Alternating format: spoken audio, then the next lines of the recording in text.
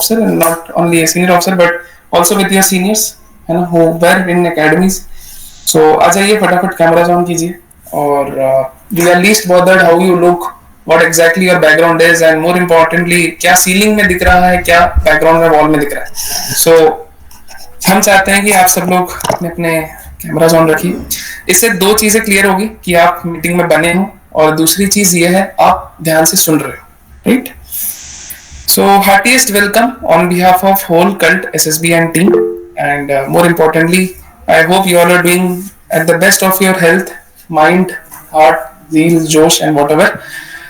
Firstly I would like to give warm regards for the festival of today, that is Basant Panchami या Basant Panchami, and we wish that आप लोग ने अच्छे celebrate किया होगा, पूजा वगैरह करी होगी, है ना. Today's festival will not only mark something which is very important, but मुझे अभी भी याद है बचपन में ये एग्जाम के टाइम में होता था ये फेस्टिवल, तो सारे बुक्स भगवान जी को दे देते थे और भगवान जी पढ़ के हमें पास करवाते थे.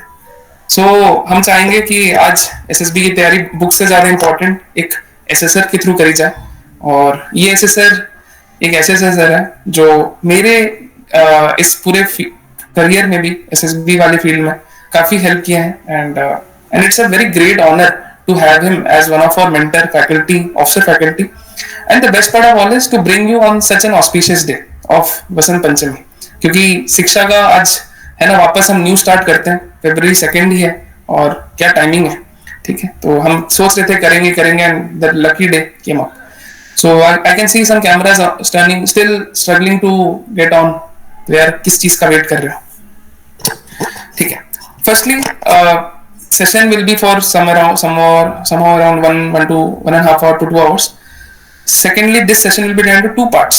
Firstly, some set of questions which is framed from our side, and those questions will be generally as per the candidate's requirement. 80-90% of your queries will be covered here only.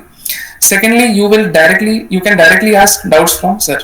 ठीक है, किसी को अगर लग रहा है सर मेरे से कुछ genuine आपकी कुछ concern है issue, please feel free to ask. ठीक है, no one is here to stop you, but always remember one thing, बहुत basic questions is something शायद आपको गूगल में भी मिल जाएगा या फिर हमारे यूट्यूब चैनल में मिल जाएगा, तो वो आप उसको अवॉइड करके कुछ अच्छा पूछ सकते हो. ठीक है. एंड लास्टली आप अगर नहीं पूछना चाहते तो at least drop your query in this chat box. ठीक है. Last but not the least, during the conversation with sir आप लोग है ना इन बिटवीन डाउट्स या कुछ मत पूछो, बिकॉज मोर और लेस बोलते हैं ना समय को समय दो समय का काम करने के लिए. ठीक है, तो आपके क्लियर हो जाएंगे. फिर भी अगर आपको लग रहा है नहीं मुझे और भी डाउट्स हैं एंड ऑल दोस थिंग्स, ठीक है, तो यहाँ ड्रॉप कर दीजिए मैसेज, वो एंड में वापस कवर हो जाएगा. लग रहा है ना कि सर मेरे क्वेश्चन में भूल जाऊंगा बाद में, तो उसी के लिए चैट बॉक्स में ऑप्शन है. और एक और चीज है ना, आप लोग को ये मीटिंग लिंक किसी ग्रुप के थ्रू मिला होगा, शायद मैंने भेजा होगा या हमारे मार्केटिंग टीम ने किसी ने भेजा हो, तो आप लोग अपने अपने फ्रेंड्स को भी भेज दीजिए सो दैट वो कुछ मिस आउट ना करें. And this is an open free session. No, nothing is being charged. I hope किसी ने किसी से कुछ चार्ज तो नहीं किया कि हाँ 100 रुपीज में वर्कशॉप ऐसा कुछ. ठीक है, I hope नहीं किया है कुछ. अगर किसी ने किया है तो प्लीज ब्रिंग इट है ना in our due notice, so that हम इस चीज का ध्यान रखें. ऐसा कोई है कैंडिडेट यहाँ से ये मीटिंग लिंक के लिए ना वैसे एक बंदे ने चार्ज किया? I hope there is no such cases. Okay, because this is an open meeting for all of you. Okay. So I hope है ना basic briefing of audience is done. Before we start, एक general सबसे question. How many of you would like to get recommended? जल्दी देखते हैं कितने लोग सच में समझे. Recommended का मतलब यह है कि they want to see themselves wearing that plus test number and finally making into the merit, medical fit and finally joining academy. अब हाँ, ये कोई भी academy हो सकता है, NDA, OT, INA, AFA, IMA, Coast Guard also. Coast Guard का आगे 9. ठीक है. Those who are not raising their hand, I would just think that कि आप लोग सो गए मीटिंग में, है ना, शाम को ही सो जाते हो आप लोग या डिनर कर रहे हो आप लोग. आ जाओ गाइस फटाफट से, because already the guest is waiting, और आप और कितना वेट कर पाओगे. राइट, चलिए. Okay, so I can see somehow around 40 candidates raising their hand. 30-40. Okay, good. Very nice. 33 only. 51 है यहाँ पे. अगर आप 4-5 निकाल भी दो फिर भी still 14-15 are struggling थिंकिंग कि हाँ सच में रेकमेंड होना है, इस जन्म में तो शायद नहीं हो पाएगा, आप लोग को ऐसा लग रहा है, तो इसीलिए तो हम आए हैं आप लोग के लिए. Okay, come on guys, come on. 37. Others are still sleeping. Good morning guys, good EDM. Level कैसे निकलेंगे आपके जब आप लोग ना कैमरा ना हैंड रेस करोगे? ठीक है, तो जल्दी आओ, without wasting much of your time, our time. ठीक है, संडे को क्यों वेस्ट करना चाहते हो ना, बिना मतलब सो के मीटिंग में आओ. 36, 37. Rest all are bots I guess. ठीक है, they are least listening bothered. Okay, cool guys. So I can see good enthusiasm from everyone. So now again requesting all to turn on their cameras, and I would like to welcome first our guest speaker today, the chief speaker, Colonel Dharmendra Pandey, who is a retired, who has recently got retired from Indian Army. And sir, are you there in this meeting? Yeah, Pallav, Jai Hind, good evening. I am there, very much listening to you. Yes sir, yes sir. So I was just pinning you up sir. Yes sir. Okay sir. So guys, I hope everything is audible from sir side and our side, क्योंकि last meeting में कुछ ना कुछ concerns थे किसी ना किसी candidate के. Okay. All right guys. So sir, heartiest welcome on behalf of whole CultSSB and team, and it's again a great honor to host you after the workshop. And the best part of all is meeting you in virtual is something which is again an honor. आपने sir फौज के लिए इतने more than 32.5 years serve किया, तो first of all heartiest and warm welcome. उसके बाद sir introduction से भी स्टार्ट करेंगे. So a small introduction of sir. जो सर को जानते हैं अच्छी बात है. I know lot of candidates are from Delhi directorate and Jammu and Andhra directorate also, AP and Telangana. But जो नहीं जानते सर को, या जो सर का बेसिक सर्विस लाइफ नहीं जानते, थोड़ा सा मैं आपको एक ग्लिम्स दे देता हूँ, क्योंकि सर की लाइफ को कवर करना it's humanly impossible in this generation I would say. तो a little bit about sir which I have collected with our research, and more importantly sir has also shared a lot of details. So Colonel Dharmendra Pandey, who has recently got retired from army after serving more than 32.5 years. So he is a graduate of Christian College Allahabad. So he has done his bachelor's in arts.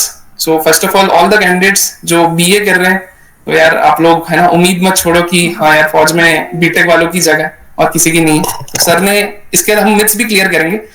And thereafter Colonel Pandey is an alumnus of prestigious Officer Training Academy Chennai and was commissioned in 14th Battalion of Rajputana Rifle.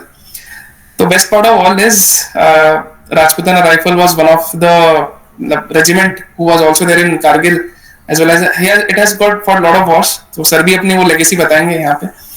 And more importantly, thereafter sir also completed his MBA in Human Resource Development and Marketing, and he's holding a diploma in defense management. Apart from that, being an infantry officer, Colonel Pandey was also an aviator in army aviation. During his flying career, officer has saved numerous precious lives in his helicopter from thick of the operations as part of life-saving missions in Siachen, as well as his various places. Sir has got more than 3200 plus flying hours in his experience, so that's too much. है ना, इतने तो शायद हमने इतने घंटे तो पढ़ाई भी नहीं करी होगी एसएसबी के लिए जितना सर ने फ्लाई किया. और more importantly this officer has the privilege to be part of Indian Army contingent and has served in Democratic Republic of Congo in Africa as a part of United Nations Peacekeeping Force. So this is something which is again commendable of sir. Last but not the least, the officer during his career has served in counter insurgency operations. तो आप देख लो यार, पैरासर वाली नहीं करते इतने, है ना, ऑफिसर जो इतने सब कुछ कर रहे थे उन्होंने भी किया. And in Jammu and Kashmir, Assam and Nagaland, and he was also a part of Operation Meghdoot, Siachen Glacier, the highest battlefield of the world. Apart from that, the best part of all is the officer is also an ex-NCC cadet and has the privilege of marching in Rajpath, which is now Kartavya Path. काफी लोग RDC करके आए यहाँ पे. And he was there in 26 January 1989 RDC. I hope यहाँ hardly कोई alive भी था उस टाइम पे. तो सर जब हम लिक्विड स्टेज में थे सर ने ऑलरेडी सॉलिड स्टेट में चीजें कर रखी थी. Last but not the least, the officer had, after putting 32.5 years of selfless distinguished service towards the nation, he has recently retired on 31 December 2024, and sir is now mentoring here as an officer faculty at CultSSB. Sir, again heartiest welcome on behalf of whole team. Thank you, Pallab. Thank you very much. Thank you. Great, sir. So, sir, firstly, I would like to ask, sir, what motivated you to join forces? And tell us about your background, sir. क्योंकि काफी लोग सोचते हैं कि एक इतने senior officer की background क्या होगी, क्योंकि सर आप फिर आपके फादर फिर उनके भी फादर, तो थोड़ा वहां से हमें लेगेसी स्टार्ट करवाइए, so that people can get that goosebumps की हाँ खानदानी थी है. Okay. Firstly, let me thank Pallab Datta, the founder and director of CultSSB. और मेरे को मौका दिया पल्लव ने आज इस शुभ घड़ी मीन्स आज बसंत पंचमी है, इससे शुभ घड़ी क्या हो सकती है कि मुझे अवसर दिया. और आप लोग I can see 56 candidates are there जो मुझे और डायरेक्टर पल्लव को सुन रहे हैं. तो थैंक यू पल्लव. एंड आज बसंत पंचमी के शुभ अवसर पर मैं सभी कैंडिडेट स्टूडेंट्स आई अंडरस्टैंड जितने भी यहाँ पर बैठे हैं आज सुन रहे हैं, सबके साथ अधिकारी ऑफिसर्स बनना चाहते हैं एलीट आर्म फोर्सेस के. मेरी शुभकामनाएं सभी को हैं और माता सरस्वती सब पर दयावान कृपावान रहें, सबको ब्लेस करें और सभी अपने मंजिल कामयाबी को प्राप्त करें, सभी कमीशन ऑफिसर बने. ऐसी मेरी शुभकामनाएं दुआएं हैं आप सबके साथ. तो जैसा पल्लव ने बताया कि छोटा सा अपना बैकग्राउंड पीछे का बता दूं तो it will better. Well, to start with, yes, I hail from army background. My father himself is a retired फौजी, रिटायर्ड कर्नल साहब, from infantry only, and he is hale hearty right now. He is 80 years plus age, but he was from a village background, totally village. His father and my grandfather was a farmer, and he struggled a lot. Struggled a lot means ki sky is the limit, I will say. And then he became officer. For me, you can say I was born and brought up in the army background, so everything was provided to me in a platter. But still, it was not as easy as it is today. Today, you got everything in your hand. That is mobile, net, internet, all facilities are there existing. It was not that during our time. If we have to study, we have to do anything, we have to go to library, and we used to be most of the time out of the houses. Unlike आप लोग हमेशा घर के अंदर रहते हो by and large. So that's all. And देश विदेश across country कई जगह since father was in army पढ़ाई किया. उसके बाद I was lucky enough कि I joined OTA Chennai at the age of 20 and a half. I joined, and 21 and a half years I was a commissioned officer in Rajputana Rifles. Yeah, brother. That's a great thing, sir. Sir, एक चीज मुझे बताइए, like again a simple question as a candidate point of view. अभी हम academy and officer वाले इस angle में नहीं समझेंगे. Sir, आप as a BA graduate, was it your dream from NDA? क्योंकि सर आपने तो फौजी लाइफ देखी है, तो how did you cope up with NDA वाला thing and finally landing up into OTA after completing BA? What was this, sir? Very good question. Yeah, I tried my level luck best. And let me tell you, I have been rejected twice in the SSB. The first SSB I got rejected in NDA, and second I got rejected for IMA. Allahabad 11 SSB was my Allahabad NDA SSB, and I think it was 24 SSB Bangalore for IMA. I couldn't make it. वो अलग कहानी, लंबी कहानी है. तो third time when I joined OTA, to be very honest, I had filled the form for IMA Dehradun only. और हम exam देने गए, और पहले वो इंग्लिश था, फिर जीके था, फिर थर्ड वॉज मैथमेटिक्स. और फिर मेरे दिमाग में क्या सनक आई कि मैंने 2 एग्ज़ाम तो दे दिया, इंग्लिश भी दे दिया, जीके भी दे दिया, और maths I really fail to understand. बस सनक आई कि नहीं देना, और मैंने छोड़ दिया. I never appeared in mathematics. So since I never appeared in mathematics, automatic मैं OTA की लिस्ट में आ गया और मैं क्लियर कर गया, and I joined OTA Chennai. That's why I joined. Great, sir. So, sir, मतलब you couldn't make it in your initial 2 attempts. Sir, generally, yes, sir. So generally, sir, people feel dejected. Many candidates out here can relate to this. That NDA में नहीं हुआ तो क्या करेंगे? तो sir is a live example in front of you, sitting है ना, did his BA. तो sir, you didn't get that FOMO during your time कि मैंने वो professional BTech या professional या BSc और नहीं करके you are trying for BA, because people feel that कि BA करके क्या हो जाएगा. So how did you cope up with that, sir? Chalo, very good. Again, a very good question. I will say that I'm, as far academic is concerned, I have still also I got least interest. पढ़ाई लिखाई मेरा ज़्यादा मन नहीं लगता मेरा, और मैं उतना ही पढ़ता हूँ जितनी मुझे ज़रूरत होती है, बस पास हो जाऊँ. माई टारगेट इज़ पास हो जाना. तो सिंस मेरा शौक नहीं था पढ़ने का, एंड पीसीएम वगैरह ले लेते तो बड़ा कष्ट हो जाता, मेरे को बहुत कष्ट हो जाता. तो मैंने कहा भाई इतना पढ़ने वाला तो मैं तो नहीं हूँ यार. तो I know my strong point and weak points. इस मैंने ह्यूमैनिटीज़ लिया, आर्ट्स लिया, और ईजी गोइंग सिंपल सेल किया मैंने, graduate, and I became an officer. But let me tell you, it is not that कि मैं पीसीएम नहीं कर सकता था. जैसा पल्लव ने बताया, I am an army aviator also. तो one fine day while I was in service, so I realized कि I should quit फौज. 20 साल की नौकरी में फौज को छोड़ के सिविल फ्लाइंग करो जा करके, यानी कॉमर्शियल हेलीकॉप्टर पायलट लाइसेंस लो and fly outside. But to get a CHPL licence, flying licence, you need to be physics maths in class 12, जो मेरे पास नहीं था. तो it was year 2000 and I think 11. मैं दीमापुर नागालैंड में पोस्टेड था, और मेरे लगा नो आई शुड क्विट फौज and I should join flying, civil flying. तो I appeared class 12 again as a lieutenant colonel साहब in year 2011 from NIOS, National Institute of Open Schooling. And you will not believe, I passed class 12 PCM with 70% marks, but somehow I dropped the idea to join civil aviation. I was happy in army, so I continued like that. Yeah, Pallab. That's something, sir, which I also came to know after so long, after 2-3 years of knowing you, sir, that you did again your 12th up from NIOS. क्योंकि काफी लोग सोचते हैं कि हमारा maths नहीं था, हमारा ये सब्जेक्ट नहीं था, are we still eligible, can we do it? Sir is again a live example who has done it, and more importantly आप देख सकते हो आगे की जर्नी तो हम आगे कवर करेंगे. So sir, moving forward, now we will dive into something which is very important. So sir, now you got commissioned into Rajputana Rifle. So Yeah. sir, why Rajputana Rifle, and how is it on ground, sir? Because जोश zeal तो नाम में है ही, तो how is it on ground, sir? Chalo, that's great.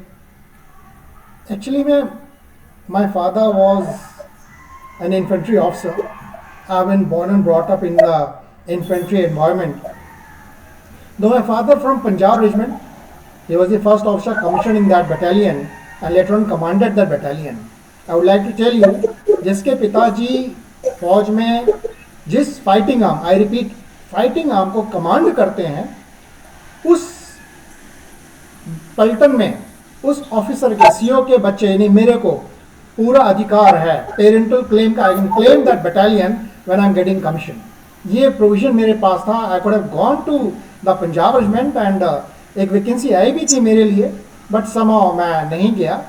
तो मेरे पिताजी ने बहुत बोला कि तुम्हें जाना था पंजाब में, तुम गए नहीं. You been born and brought up in that battalion. और मेरी अपनी वजह थी. मेरी वजह ये थी कि मैंने राजपुताना राइफल्स क्यों लिया मैंने, क्योंकि मैंने देखा अपने फादर के साथ, मैं जब थ्रू आउट आर्मी बैकग्राउंड में था तो इतनी सारी इन्फेंट्री बटालियंस देखी मैंने. तो मैं अपने चाइल्डहुड से मैं देख रहा था कि राजपुताना राइफल्स जिस फॉर्मेशन, जिस डेव, जिस ब्रिगेड, जिस कोर, जिस लोकेशन में होती है, जिस डिवीजन में होती है, राजरी का टक्कर कोई नहीं कर सकता. Nobody can touch. It is the best ultimate infantry battalion. ये मैं चाइल्डहुड से देख रहा हूँ, and that's the first reason. And secondly the name, just ये कह के सुन के इतना अच्छा लगता है, राजपुताना राइफल्स. मतलब ऐसा लगता है बिंदास फौज, ये इससे बड़ी फौज तो कोई हो ही नहीं सकती. Rajputana rifles, my god, it's great. It give a बहुत sense of happiness, satisfaction, achievement मिलता है. तो that's the reason. Firstly always अव्वल number one, and secondly good name. That's why I opted Rajputana rifles. Great, sir. So, sir, you opted Rajputana Rifle, and sir, you in your initial period of your service, you were also into counter insurgency and other operations. So, sir, as a young lieutenant, what all challenges does generally an officer face, and particularly an officer who has just commissioned from OTA? क्योंकि यहाँ काफी लोग CDS OTA के लिए जा रहे हैं. Sir was also from that entry only, और काफी लोग even NCC special entry and similar entries. So, sir, some challenges you did, and how did you overcome it? Some general challenges, sir. Okay. whenever a gentleman cadet from IMA or OTA gets commissioned in any fighting arm, especially infantry, then you take it 90% officers are posted in field area. If I say field area, means non-family station, active area, operational area. For example, for ease of understanding के लिए Jammu and Kashmir and North Eastern region is a field area condition. So जो भी young officers होते हैं वो वहाँ पर पहले पोस्टिंग उनकी वहीं होती है 90%. तो आप लोग जो ऑफिसर बनेंगे फौज में इन्फेंट्री में आएंगे, आप मान के चलिए JNK स्ट्रोक नॉर्थ ईस्ट ही आप जाएंगे पहली पोस्टिंग. तो once you go over there and you as a youngster, believe me I was a youngster, and उससे बड़ी खुशी कोई नहीं मिलेगी. क्यों नहीं मिलेगी? क्योंकि फील्ड का मतलब ये है कि you will be actively employed and deployed in the border area. For example जैसे मेरी पलटन लाइन ऑफ कंट्रोल में थी जम्मू एंड कश्मीर में, एंड तो thank you for this photograph. तो डिप्लॉयड थी. So now you just imagine my age. Now my age is 21.5 years and I am a company commander of A battalion, and सामने border के ठीक सामने दुश्मन है, and you are a company commander holding somewhere between 5 to 6 kilometer of the territory of our country. Just imagine the responsibility आपके कंधों पे एक यंग ऑफिसर 21 साल का 6 किलोमीटर की बाउंड्री इंडिया की आपकी जवाबदारी है. आपने यकीन करना है कि कोई दुश्मन वहाँ से अंदर ना आ सके और महफूज रहे और आपके इलाके में शांति बहाल रहे. तो ये तो पहला चैलेंज है. आपको बहुत फक्र, बहुत गर्व महसूस होता है, नंबर 1. नंबर 2, सिंस दुश्मन में फायरिंग होती रहती है, अब गोलियां चलती रहती है दोनों तरफ से, तो it gives immense pleasure, let me tell you, as a youngster, कि दुश्मन ने फायर किया, उसने एक गोली फायर की, तुम 2 गोली फायर करो. तो उसका जवाब डबल देते थे हम लोग, और ठोक ठोक के देते थे, मारते थे, अच्छी तरह मारते थे उनको. और इसके बाद ऑपरेशनल एरिया में हम लोग पेट्रोलिंग, एम्बुश, रात को भी निकल जाना है पेट्रोलिंग के लिए, एम्बुश के लिए, साइट सीइंग, रेकी, अपने इलाके गश्त लगाना, देखना कि सब ठीक है. बस यही हमारी ड्यूटी, एक्टिव ड्यूटी होती थी हमारी बॉर्डर एरिया में. आप लोग तैयार रहिएगा. That's interesting, sir. Sir, आपने you have seen the northern side as well as the northeast side, sir. Yeah. And those were times when country was not that stable. अभी जैसे हम देखते हैं new India and all those things. So how is the old India, sir, जो आपने देखा है, जो सर्जिकल स्ट्राइक से पहले वाली? Because you were also in those moments, you did lot of things, and also the best part of all is आपने बाहर के दुश्मनों से भी लड़ाई करी है, कॉन्गो में जाके. तो sir, how is similar and what exactly are the differences in terrains? Well, पहले तो नॉर्थ ईस्ट और JNK की बात करेंगे. तो JNK तो जनरली इट इज़, जो आप आए दिन सुनते रहे, राष्ट्रीय राइफल देखते रहते हो, आए दिन हादसे, आए दिन कैजुअलिटीज़, आए दिन. This is my photo of OTA Chennai when I was undergoing training which Pallav just flashed. And तो JNK में, सॉरी अभी से क्वेश्चन पल्लव क्या था? बेसिकली so JNK में it is active militancy is active. So to say that movement वगैरह restriction है, बहुत restriction है JNK में. ये freedom movement is not there. But vice versa north east में ऐसा नहीं है. नॉर्थ ईस्ट में आपका फ्रीडम मूवमेंट है, इतना एक्टिव नहीं है इंसर्जेंसी जैसा JNK में है. तो ये 2 चीज़ें हैं. But JNK is well connected by, अब तो ट्रेन भी आने लगी वहाँ पर, by flight. North east is not well connected. अब फार फ्लंग नॉर्थ ईस्ट, बहुत दूर दूर लोकेशंस हैं. तो वहाँ छुट्टी आना है, घर आना है, अब दिल्ली में हो, जहाँ भी हो, तो नॉर्थ ईस्ट आना बड़ा कष्ट होता था, बहुत टाइम लगता था. और JNK से फ्लाइट पकड़ी, तुरंत आ गए, something like that. Communication JNK में ईजी है, पर चैलेंजेस ज़्यादा JNK में है. आई से 10 times more challenges in JNK. Now coming to the Congo, he said, Congo में जहाँ जहाँ फोर्सेज हैं, यूनियन फोर्सेज है, इंडियन आर्मी जहाँ जहाँ कंट्रीब्यूट कर रही है अपने फोर्सेज को भेज करके, basically those areas very disturbed area, जहाँ डिस्टर्बेंस है, जहाँ पर कि समथिंग लाइक JNK का जो माहौल है, JNK का माहौल खतरा भरा माहौल है. तो वो देश जहाँ जहाँ फौज है, UN है, वहाँ भी यूँ समझो मिलिटेंसी चल रही है. और उनकी जो जनता है, अगर ये UN फोर्स ना हो तो वहाँ के मिलिटेंट तो टेररिस्ट अपनी जनता को साफ कर देंगे. इसलिए उन्हीं की जनता को, उन्हीं को देश को बचाने के लिए और शांति बहाल करने के लिए हम लोग वहाँ जाते हैं. Something on the lines of JNK. Correct, sir. That's something which is perfectly well said by an retired as well as a very senior officer. एक ऑडियंस नोट गाइस, आप लोग अपने हैंड्स डाउन कर सकते हो, है ना. आप लोग अपने हाथों में दर्द लेना चाहते हो तो रखिए hands up, but hands down कर सकते हो. We will take your doubts as I mention. Okay. So moving forward, sir, you mentioned rightly about the terrains and other difficulties.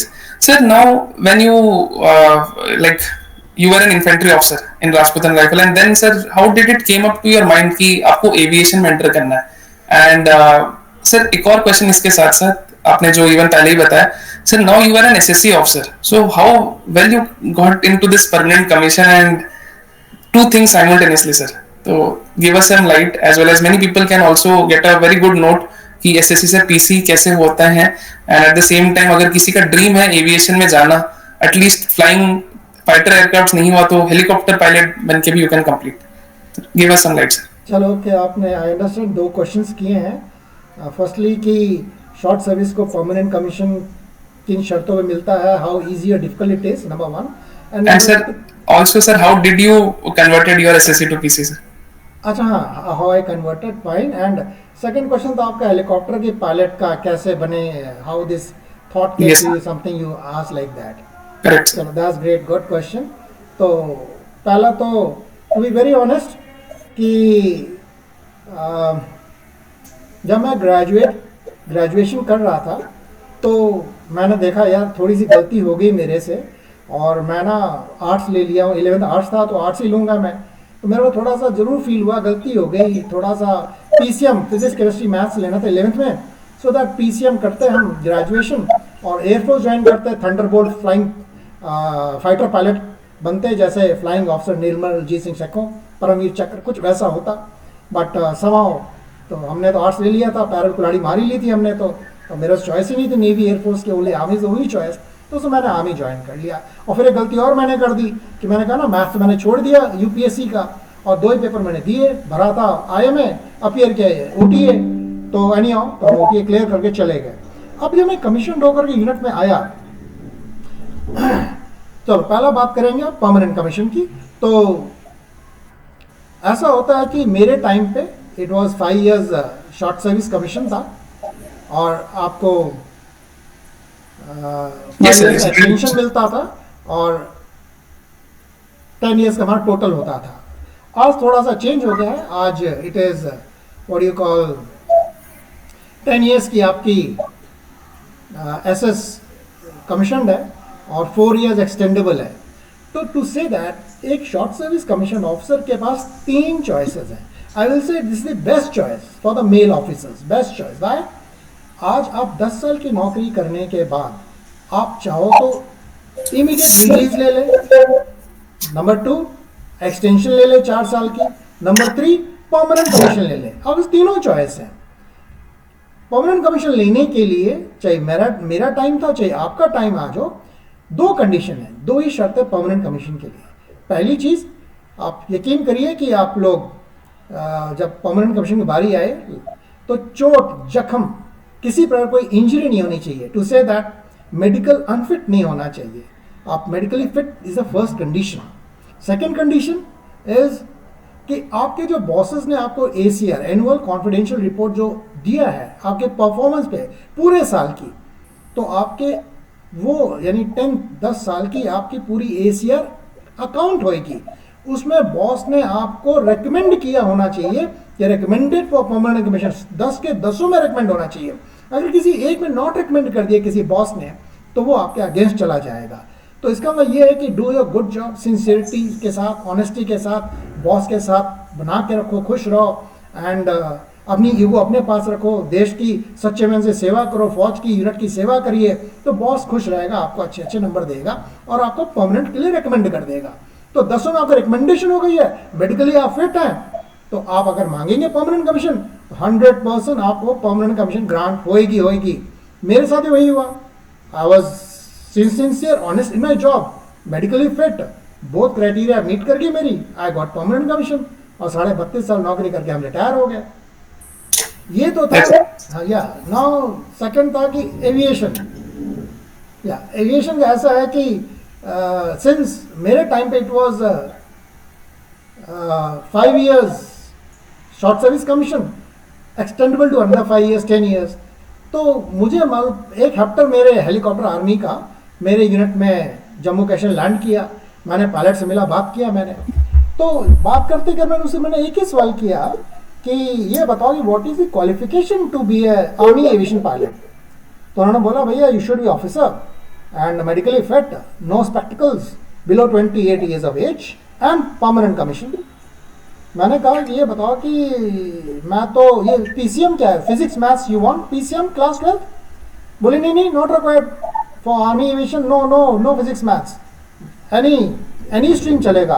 मैंने कहा अच्छा, मैंने कहा मैं तो फिट हूँ, इसका मतलब तो बिल्कुल फिट है तू, but you are a short service commission, you wait for 5 years, take permanent commission, then you can come in army aviation.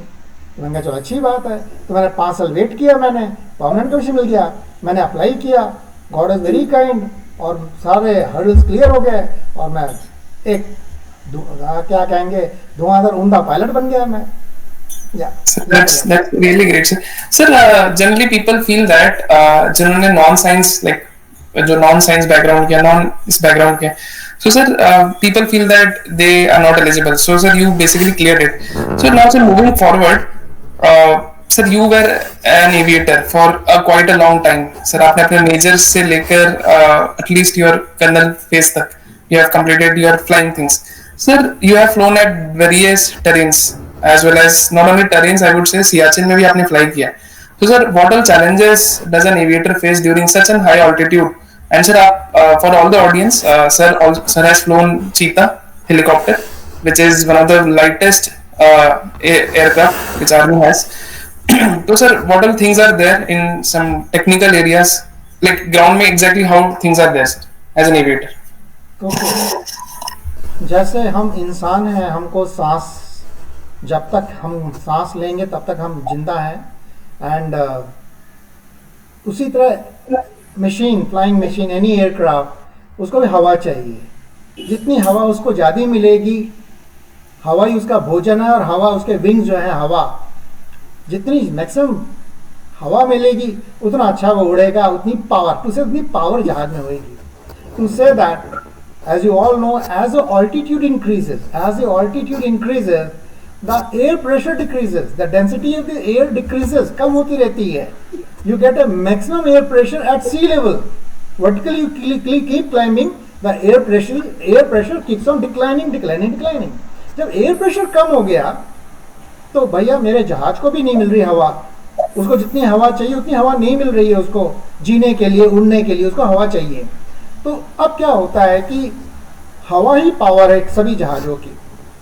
तो चैलेंजेस ये है कि इफ़ यू सी JNK और नॉर्थ ईस्ट देखो हमारे इलाके, तो पूरी फौज active area JNK north east ही है, और हाई एल्टीट्यूड बैठी हुई है ना। हाई एल्टीट्यूड में जो हेलीकॉप्टर उड़ाओगे तो उसकी लोड कैरिंग कैपेसिटी कम होती रहती है। एज यू कीप क्लाइंबिंग उसकी लोड कैरिंग कैपेसिटी कम होती रहती है।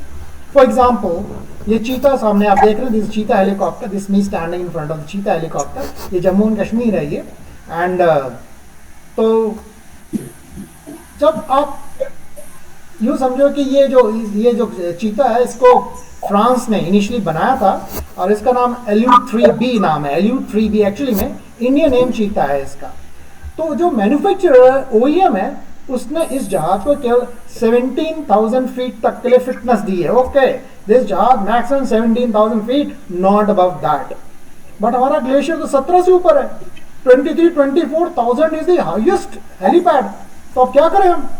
तो हमारी तो मजबूरी है, we go against the OEM manufacturer के, and you fly at 23-24,000 feet, जो कि मैन्युफैक्चरर अलाउ नहीं कर रहा है। यू विल नॉट बिलीव, इसकी कैपेसिटी टोटल 5 है, 2 pilots and 3 passengers Cheetah helicopter की।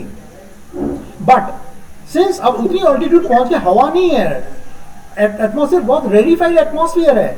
You will not believe 20 litre का मिट्टी का तेल एक जेरिकेन को ले जाना और ले आना, चीता कहता अब मेरे बस में नहीं है।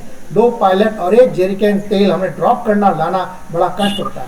इसकी टैंक इज 575 लीटर्स फ्यूल लेते हैं, 575 litres, then we cut down on fuel और उतना ही बेयर मिनिमम फ्यूल रखते हैं ताकि जहाज लाइट हो जाए और हम लोड को ले, एक बंदे को कैरी कर ले, थोड़ा सा और लोड को ले ले.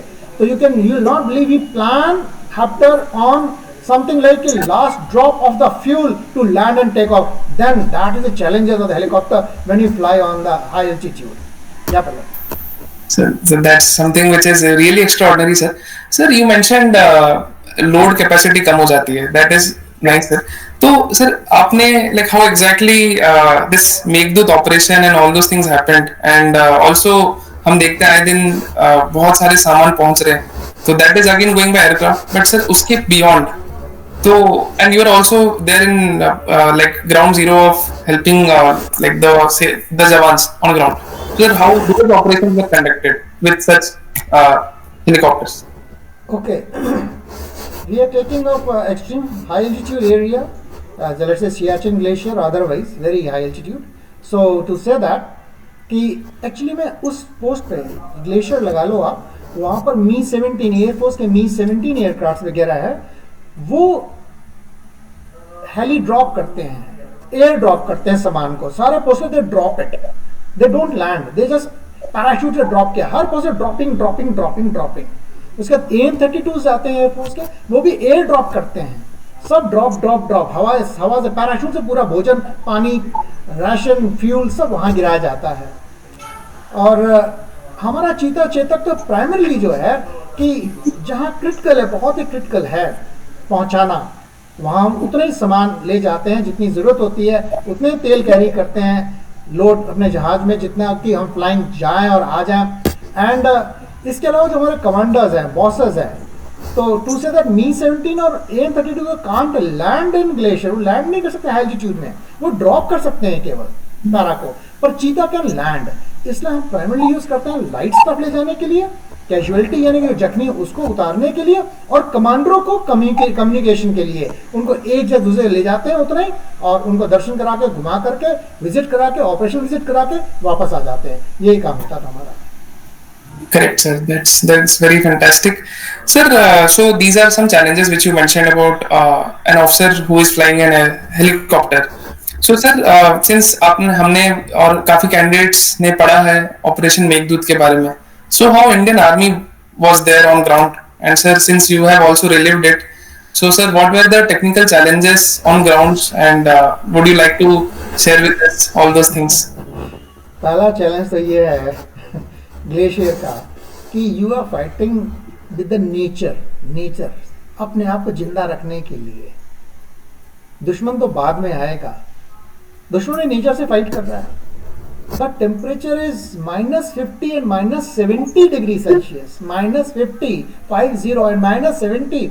अब कल्पना करो जहां आप रह रहे हो थोड़ी सी ठंड नहीं पड़ती, आप लोग परेशान हो जाते हैं, गर्म पानी, हीटर वीटर पता नहीं क्या. तो एक्सट्रीम कोल्ड में तो first is you have to save yourself, उस ठंड से बचाना है. They are like frost bite, chilblain, oxygen related problem, hypoxia, बहुत कुछ प्रॉब्लम्स हैं. इनसे इंसान अपनी लड़ाई अपने आप को जिंदा रखने के लिए बचाता रहता है. एंड यस, नॉट सनिंग दैट, बाकी जितना उसको वक्त मिलता है इसके अलावा अपने हथियार को, अपने एमिनेशन के, अपने पोस्ट को वो देखता रहता है, निगरानी करता रहता है दुश्मन की कि कब दुश्मन चढ़ना जाए, हमला ना कर ले. तो दोनों तरफ तैयार रहना पड़ता है, अपने आप को नेचर से बचाने के लिए और दुश्मन से भी लड़ने के लिए तैयार रहना. Yes, sir. So that's great detail which you shared, sir. Sir, now a question is triggering my mind, sir. आप infantry में थे, then you were an aviator. So sir, how did it came up to your mind कि अब SSR भी बन लिया जाए? तो and more importantly a psychologist, क्योंकि सर हम as a candidate and जब हम recommend हो जाते हैं academy जाते हैं, हम यही discuss करते हैं even academy में जाके कि यार हम ना psych बनेंगे और सभी की बचाएंगे. तो sir, was it such thing in your mind as well? क्योंकि people feel in that way. So sir, what is exactly your reason, and how is DIPR training, sir, exactly on ground? Well, Pallav यार तुम तीन चार question एक साथ shoot कर देते हो. तुम एविएशन पे आ गए हो, कैसे आया थॉट में, फिर उसके बाद तुम DIPR में चले गए, एकेडमी चले गए, मतलब तुम मुझे एक्चुअली कंफ्यूज कर देते हैं. सिंपल एक क्वेश्चन किया करो, I will very happy to answer that. Sir just using the interview technique sir, जो शायद आप भी यूज करते हो, CIQs when directly asking you. I like it. अच्छा, sir anyhow, so coming on to the DIPR part, actually it is all the three assessors, psych, GTO, and the interview. They are trained by the DIPR, that stands for Defense Institute Psychological Research, which is in Timarpur, Delhi. It is part of DRDO, Defense Research Development Organization, under Ministry of Defense. All the officers who are there, they are scientists and a government employee, and all three means officers of Army, Navy, Air Force, Psych, G2 interview, they are trained over there. By and large, the selection of officers to go under training at DIPR is by merit base. It is the Army headquarters, as per the vacancy existing, shortlist the officers, and they nominate and depute the officers to go and do the training in the DIPR. So you can say, so I was lucky enough, fortunate, very enough, my name was shortlisted for the psychology, and I was called by the DIPR. I went there and did my course over there. correct sir. Sir, so like you did your course sir in DIPR, and particularly as a psychologist. So there is a convention, there is a myth that ki assessor ki selection is much more tougher than SSB. So sir, is it true, and how was your tenure during DIPR sir? Yeah, you're very right. Assessor selection is tough. It is how we are selected. Let's say all the three services, Army, Navy, Air Force, there are a number of officers over there. Let's say I'm from the Army, I'll talk about the Army only. Sir. Now, in 1 year, around there are two batches run for psychology course in DIPR, each of 10 officers. Total 20 officers in 1 year. 20 officers in 1 year means ki if you ask for volunteers, then friend, I think and a number of officers would like to do this course. This is such a prestigious course. So it is like whenever the vacancy is created, data is fed on the computer. Ki click the name as per the something like merit basis. Some conditions, qualification requirement is fed in the computer, and the computer take out the name as per the merit. So you can say I was lucky, fortunate enough to come in the merit, and it was a surprise to me when I went to the DIP to do the course. So that what it is. That's nice, sir. So, sir, now coming to the point where, sir, you were an assessor, and sir, you have seen hundreds, thousands of candidates. आपने है ना, like when I was a student under you, I heard that 600, 500 से 600 लोग recommend हुए हैं आपके guidance में through from various directorates. So, sir, what all challenges generally you see in candidates preparation level as an assessor, और आप like as an assessor कैसे चीजों को देखते हो और समझते हो, sir? Very good question, Pallab. You are right. From last 7 years before retirement, 7 years I was in NCC National Cadet Corps. I had 3 tenures in NCC, and I was very lucky, very fortunate that I got NCC a right person at the right place, because all aspirant cadets, like aaj bhi yahan, I can see there are 56. I don't know how many are cadets over here, NCC cadets. So most of the aspirant cadets, they want to become officers. Notwithstanding that, बहुत सारे students भी हैं जो मेरे संपर्क में हैं जो ऑफिसर बनना चाहते हैं, पर मैंने ये देखा है, मेरी ऑब्जर्वेशन है कि कैंडिडेट्स ये सोचता है कि SSB is like any interview, आप रिटर्न तुरंत, जैसे एनडीए, सीडीएस, एफकैट, आपने रिटर्न क्लियर कर लिया, अब हम एसएसबी की तैयारी करेंगे और हम जाएंगे, हम पास हो जाएंगे. तो वो उनको ऐसा लगता है गुड्डा गुड्डी का खेल है भाई, एसएसबी तो बस गए पास हो जाएंगे. No, it is not a गुड्डा गुड्डी का खेल भाई. You to really slog, you to really work hard, you have to really burn midnight oil. What I mean to say is, SSB is a psychology, it's a personality test. It's a personality test. You cannot overnight build your personality. So this is the biggest drawback. अगर overnight personality आप build कर सकते हैं तो जाइए book stall में, जाइए, इतने सारी किताबें पर्सनालिटी के ऊपर पढ़ लीजिए, उसको SSB की बुक पढ़ लीजिए और पढ़ के जाकर आप बन जाइए, ऑफिसर बन जाइए अगर बन सकते हैं तो किताब पढ़ करके या एसएसबी की बुक पढ़ करके आप एसएसबी क्लियर नहीं कर सकते हैं। तो क्या है, what is that, what is the challenges? The challenges is कि यू हैव टू, अगर जिस दिन आपने ठान लिया, जिस दिन आपने मन बना लिया कि अब मैंने फौजी ऑफिसर बनना है, जनरली ग्रेजुएशन फर्स्ट ईयर में आते ही कैंडिडेट अपना इरादा बना लेता है और 3 साल उससे अगर होते हैं ग्रेजुएशन को को पास करने में। This is the right time, crucial time. अगर वो 3 साल फर्स्ट ईयर से अपनी तैयारी करेगा, believe me, first time officer बन जाएगा। पर लोग वेट करते हैं कि मेरे को एनसीसी सर्टिफिकेट पहले मिल जाए थर्ड ईयर में, मैं रिटर्न क्लियर कर लूँ। And I have seen people, candidates talking of, they are so occupied, they are so busy in their personal affairs, semester exam, they have got hundreds of excuses कि why they can't prepare for the SSB. So friend, please don't make excuses. Please find out time and enhance your personality from day one.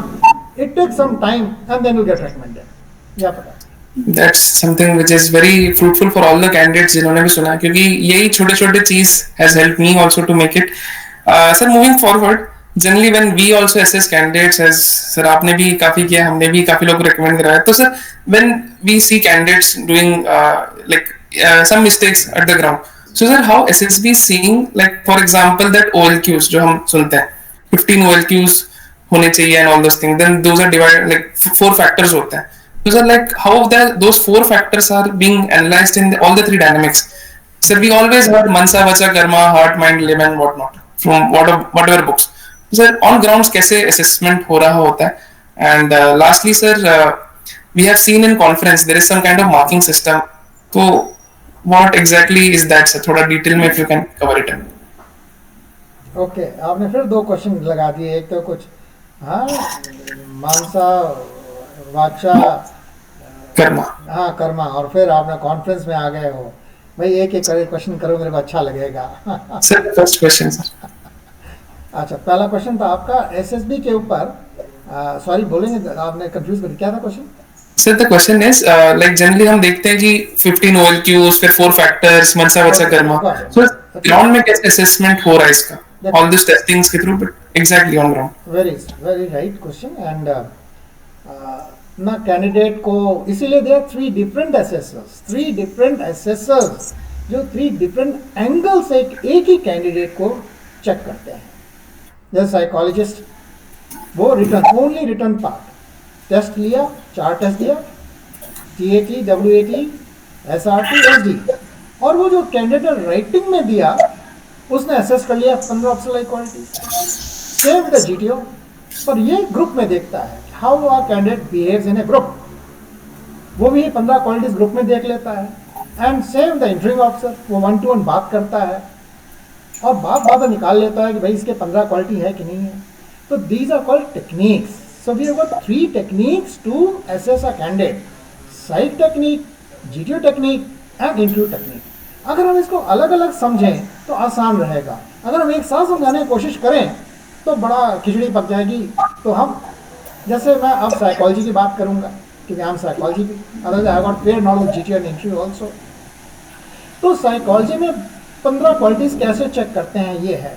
And let me tell you, psychology the toughest, most tough psychology, क्योंकि it's an art to write, really art to write और TAT, ठीक है। And that one I master, and that what Pallav is also master in that. I'm happy Pallav is my student. I hope people are aware.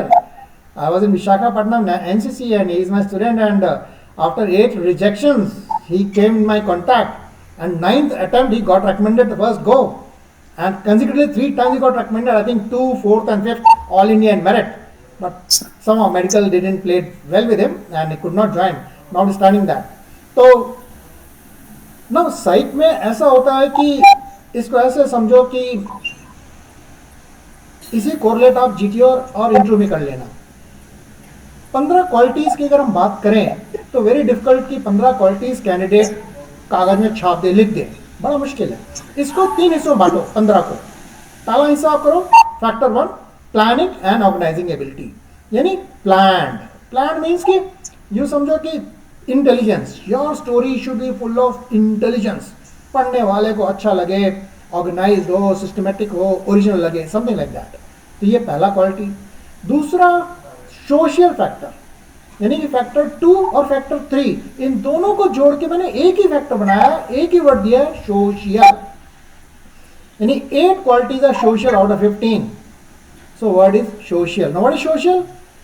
Your contribution towards society. जब आप कहानी लिखते हैं, story लिखते हैं टीएटी में, तो हम लोग जो है ना सोशल को अवॉइड, इग्नोर कर देते हैं, सोसाइटी का ध्यान नहीं रखते हैं, हम लोग कंट्रीब्यूट नहीं करते सोसाइटी में. क्यों नहीं करते? क्योंकि रियलिटी में नहीं करते हम लोग, असलियत में नहीं करते. जब असलियत में नहीं करते हो तो वहाँ भी नहीं आता है आपका वो थॉट, नहीं आता, आप लिखते नहीं हो. तो इसलिए मोस्टली कैंडिडेट्स जो है साइकोलॉजी में सोशल फैक्टर में फेल कर जाता है. और तीसरा है डायनामिक्स.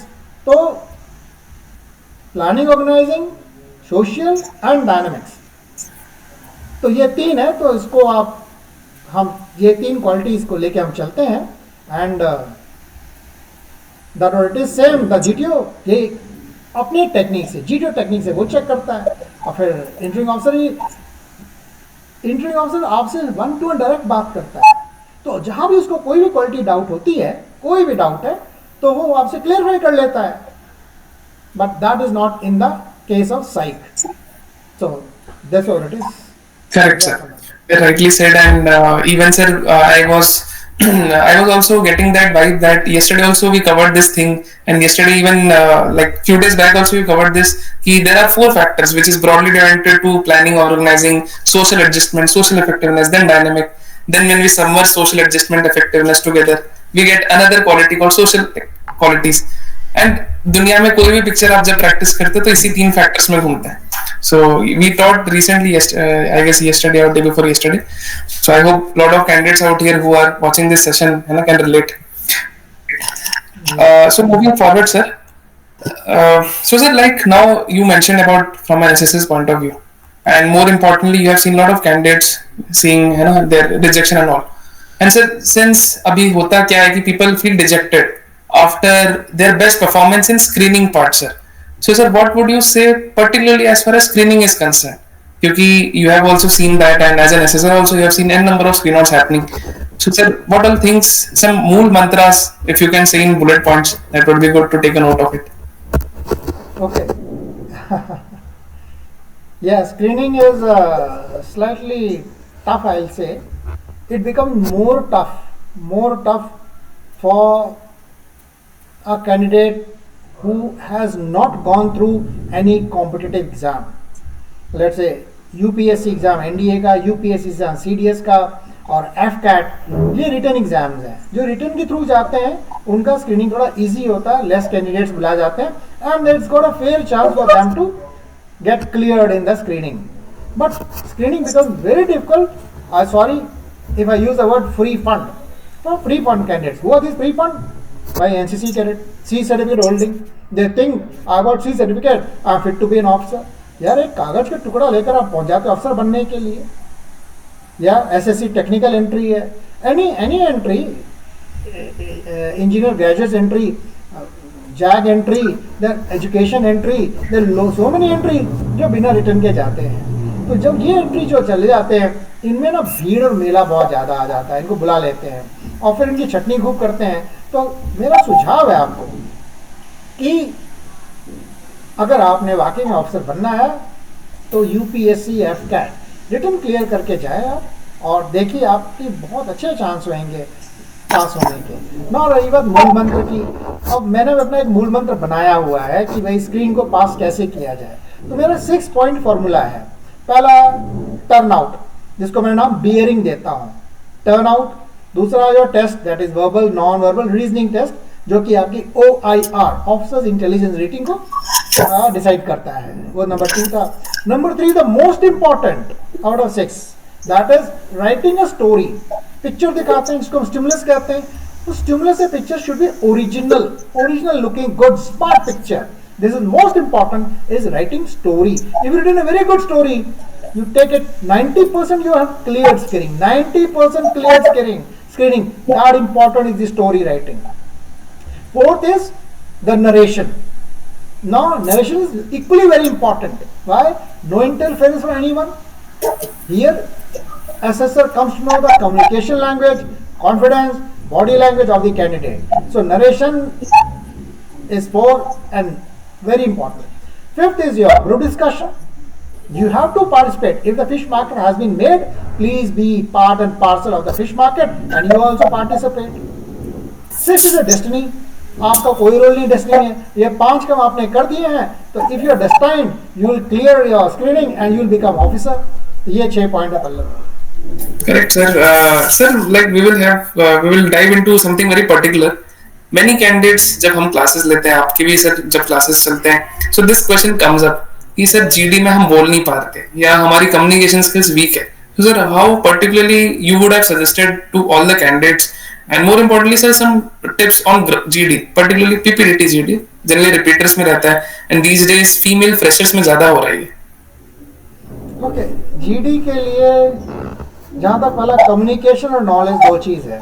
अब इसमें कम्युनिकेशन वीक है, unable to speak good English friend, तो आप थोड़ा तो तैयारी करिए, थोड़ी मेहनत करिए और अंग्रेजी को सीख लीजिए. सीख करके जाइए आप. तो अंग्रेजी सीखने के मेरे 3 खास पहलू है. 3. पहला भाई, जब तक आप मुंह से बोलेंगे नहीं इंग्लिश को, तब तक इंग्लिश नहीं सीख सकते आप. You can not learn in good, you can't be good communicator in English. तो मुंह से बोलने के लिए क्या करना है? जितने लोग सब अंग्रेजी बात कर सकते हैं, जो समझ सकते हैं, उनसे आप बात करिए इंग्लिश में. कोई नहीं मिल रहा बात करने के लिए, कोई बात नहीं. अपने घर में, छत में, गार्डन में, आगे पीछे अकेले, आइसोलेशन अकेले छत में चले जाइए और जाकर के अकेले 1 घंटा अपने आप इंग्लिश में बात करिए. समझिए आपका फ्रेंड सामने खड़ा है और खूब इंग्लिश में बात करिए उससे. चाहे कोई पिक्चर आप देख कर आए हैं, पिक्चर कहानी सुनाइए, या कोई सीरियल कहानी सुनाइए, या अपनी आप ही थी कुछ कहानी सुनाइए. कम से कम 1 घंटा रोज आप मुंह से अंग्रेजी बोलिए. कम से कम कह रहा हूँ, ज़्यादा भी हो सकता है. दूसरा है books. I have seen people are very shy of reading books. Read minimum at least 1 book minimum. Fiction, non fiction कुछ भी हो सकती है. हफ्ते में अगर 1 अंग्रेजी किताब पढ़ेंगे तो बिलीव मी आपकी नॉलेज अच्छी होगी, आपकी कम्युनिकेशन अच्छी होगी. ये नंबर 2 था. Number 3, English magazine, newspaper, periodicals, English serial, English movie. मतलब जितना आप इंग्लिश में घिरे रहोगे तो आपकी अंग्रेजी वैसी ठीक हो जाएगी. और नॉलेज बुक्स, और उससे क्या कहते हैं, periodicals, magazines, newspaper, English news, इनसे आपकी नॉलेज बढ़ जाएगी. That is how you can improve the communication and you will be very good in your discussions. Correct sir, correct. That is something which is like, अगर मैं batch के बारे में सोच रहा था, that even that is what something which is covered in, there is this batch called संवाद batch. Our formula which we use is LSRW. आपने already उसमें 3 चीज cover किया, listening, speaking, reading, and I would add the writing component. To master any communication skill or language, these 4 things are super important. And when you do writing thing, your story will get improved, your vocabulary will get improved. So as rightly said, LSR, so adding on to W, so you can take a note of it as well. Great sir. So sir, something much more technical now. So generally people go for services, है ना, which they have not tried. जैसे मान लो sir, there are people who go for Navy back to back, and suddenly Navy attempt get exhausted. Then they enter into Army or Air Force, yeah, something vice versa, sir. So, sir, how they should analyze such times and what all the areas they should focus during those preparation, and sir, how should they tackle interview questions that moment of time कि back to back तो एक ही service का दे रहे हो. आपने जो मैं समझ पाया हूँ क्वेश्चन की, at one time he is not very focused कि आर्मी ज्वाइन करे, नेवी ज्वाइन करे, एयरफोर्स ज्वाइन करे, something like that is the first question.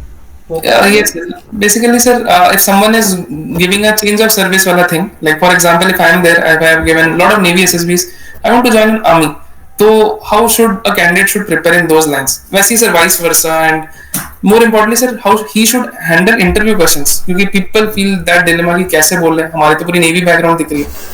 अच्छा good, ठीक है friend, very good question, now understood. जो एसएसबी आप जा रहे हो, नेवी, एयरफोर्स या आर्मी, जो भी एसएसबी जा रहे हो, दैट एसेसर एक्सपेक्ट्स कि you have got a thorough and good knowledge of that service. Maybe you are from the navy background, you been born and brought up in navy background, your father is from navy, पर आप army के लिए जा रहे हो. यहाँ पर तो भाई आपके लिए डुअल गेम हो गया. एक तो नेवी की पूरी जानकारी होनी चाहिए, जो कि होगी आपको, दूसरी आर्मी की, क्योंकि आप आर्मी में आ रहे हो, अब आर्मी में आ रहे हो तो आर्मी की जानकारी चाहिए होगी। तो इसका एक ही इलाज है भाई, पढ़ाई, मेहनत, to keep yourself abreast with all the 3 services. So that it is भाई Pallav. Yes, sir. Sir, so like generally when we handle this site and GTO, basically the GTO portion. So, sir, what are things a candidate should prepare on their own? Because people just mug up lecture topics and they just read a lot of current affairs. But sir, how exactly an assessor sees during GD, lecturate and other things, sir? How he sees? Yes, sir. Okay. What exactly he sees or she sees? तो GTO में actually the first 3 test, the group discussion, the group planning exercise and the PGT, progressive group task, ये 3 test में by the end of this 3 test the GTO by and large he gets a fair idea कि कौन कौन से clear candidates है, कौन कौन non clear candidates है। तो इसका मतलब ये है कि ये 3 टेस्ट में तो अच्छा आपने जोर और जान लगानी है ना। ग्रुप डिस्कशन में जान जोर तभी लगा पाओगे जब आपने तैयारी की है, पढ़ाई की है, you are abreast with current affair situation surrounding national international affairs, you current, if you current the group discussion आपका अच्छा होगा। आई सजेस्ट भाई खूब पढ़ाई करो करंट अफेयर्स की। I always propose recommend the 3 periodicals, that is CSR, competition success review, India today and front line. ये 3 magazine ऐसे हैं, आप इनको बराबर पढ़िए, बराबर लाइफ टाइम पढ़िए। इनको पढ़ने से आपके 3 चीज़ क्लियर हो जाएंगे। क्या क्या? ग्रुप डिस्कशन को अच्छा होगा, GTO का लेक्चरेट बहुत अच्छा होएगा आपका, और इंटरव्यू भी कवर हो जाएगा, वो जितने भी करंट अफेयर्स GK जो कुछ पूछेगा वो भी क्लियर हो जाएगा। सो नो GTO एंड पर से each test is separate from other test. Yes. तो to say that lecturette and group discussion तो आपको पढ़ने से क्लियर होएगा टू रिमेन करंट अब्रेस्ट। इसके अलावा कुछ टेस्ट ऐसे हैं जैसे GPE, group planning exercise, no this very different test है। अब इसके लिए आपको मीन्स की जनरल अवेयरनेस अच्छी होनी चाहिए, बेसिक नॉलेज, बेसिक इंटेलिजेंस। क्यों? क्योंकि GPE में वो आपको कई सारे प्रॉब्लम्स देगा, टाइम कंस्ट्रेंट्स होगा, रिसोर्स कंस्ट्रेंट्स होगा आपके पास। तो जो एक शार्प माइंड है, इंटेलिजेंट है, ब्रिलियंट है, या जिसने बहुत सारी GPE की अपने फ्री टाइम में, लेजर टाइम में खूब प्रैक्टिस की है SSB जाने से पहले, तो वो कर लेगा इसको। इसके बाद तीसरा टेस्ट होता है GTO में, जो कि ग्रुप ऑब्स्टिकल होता है, PGT, HGT, FGT। तो ये they are common in nature, ये ग्रुप के सहयोग से इसको पूरा करना पड़ेगा आपको। यहाँ भी आपको आइडिया देने पड़ेंगे। एंड कमांड टास्क अलग डिफरेंट है।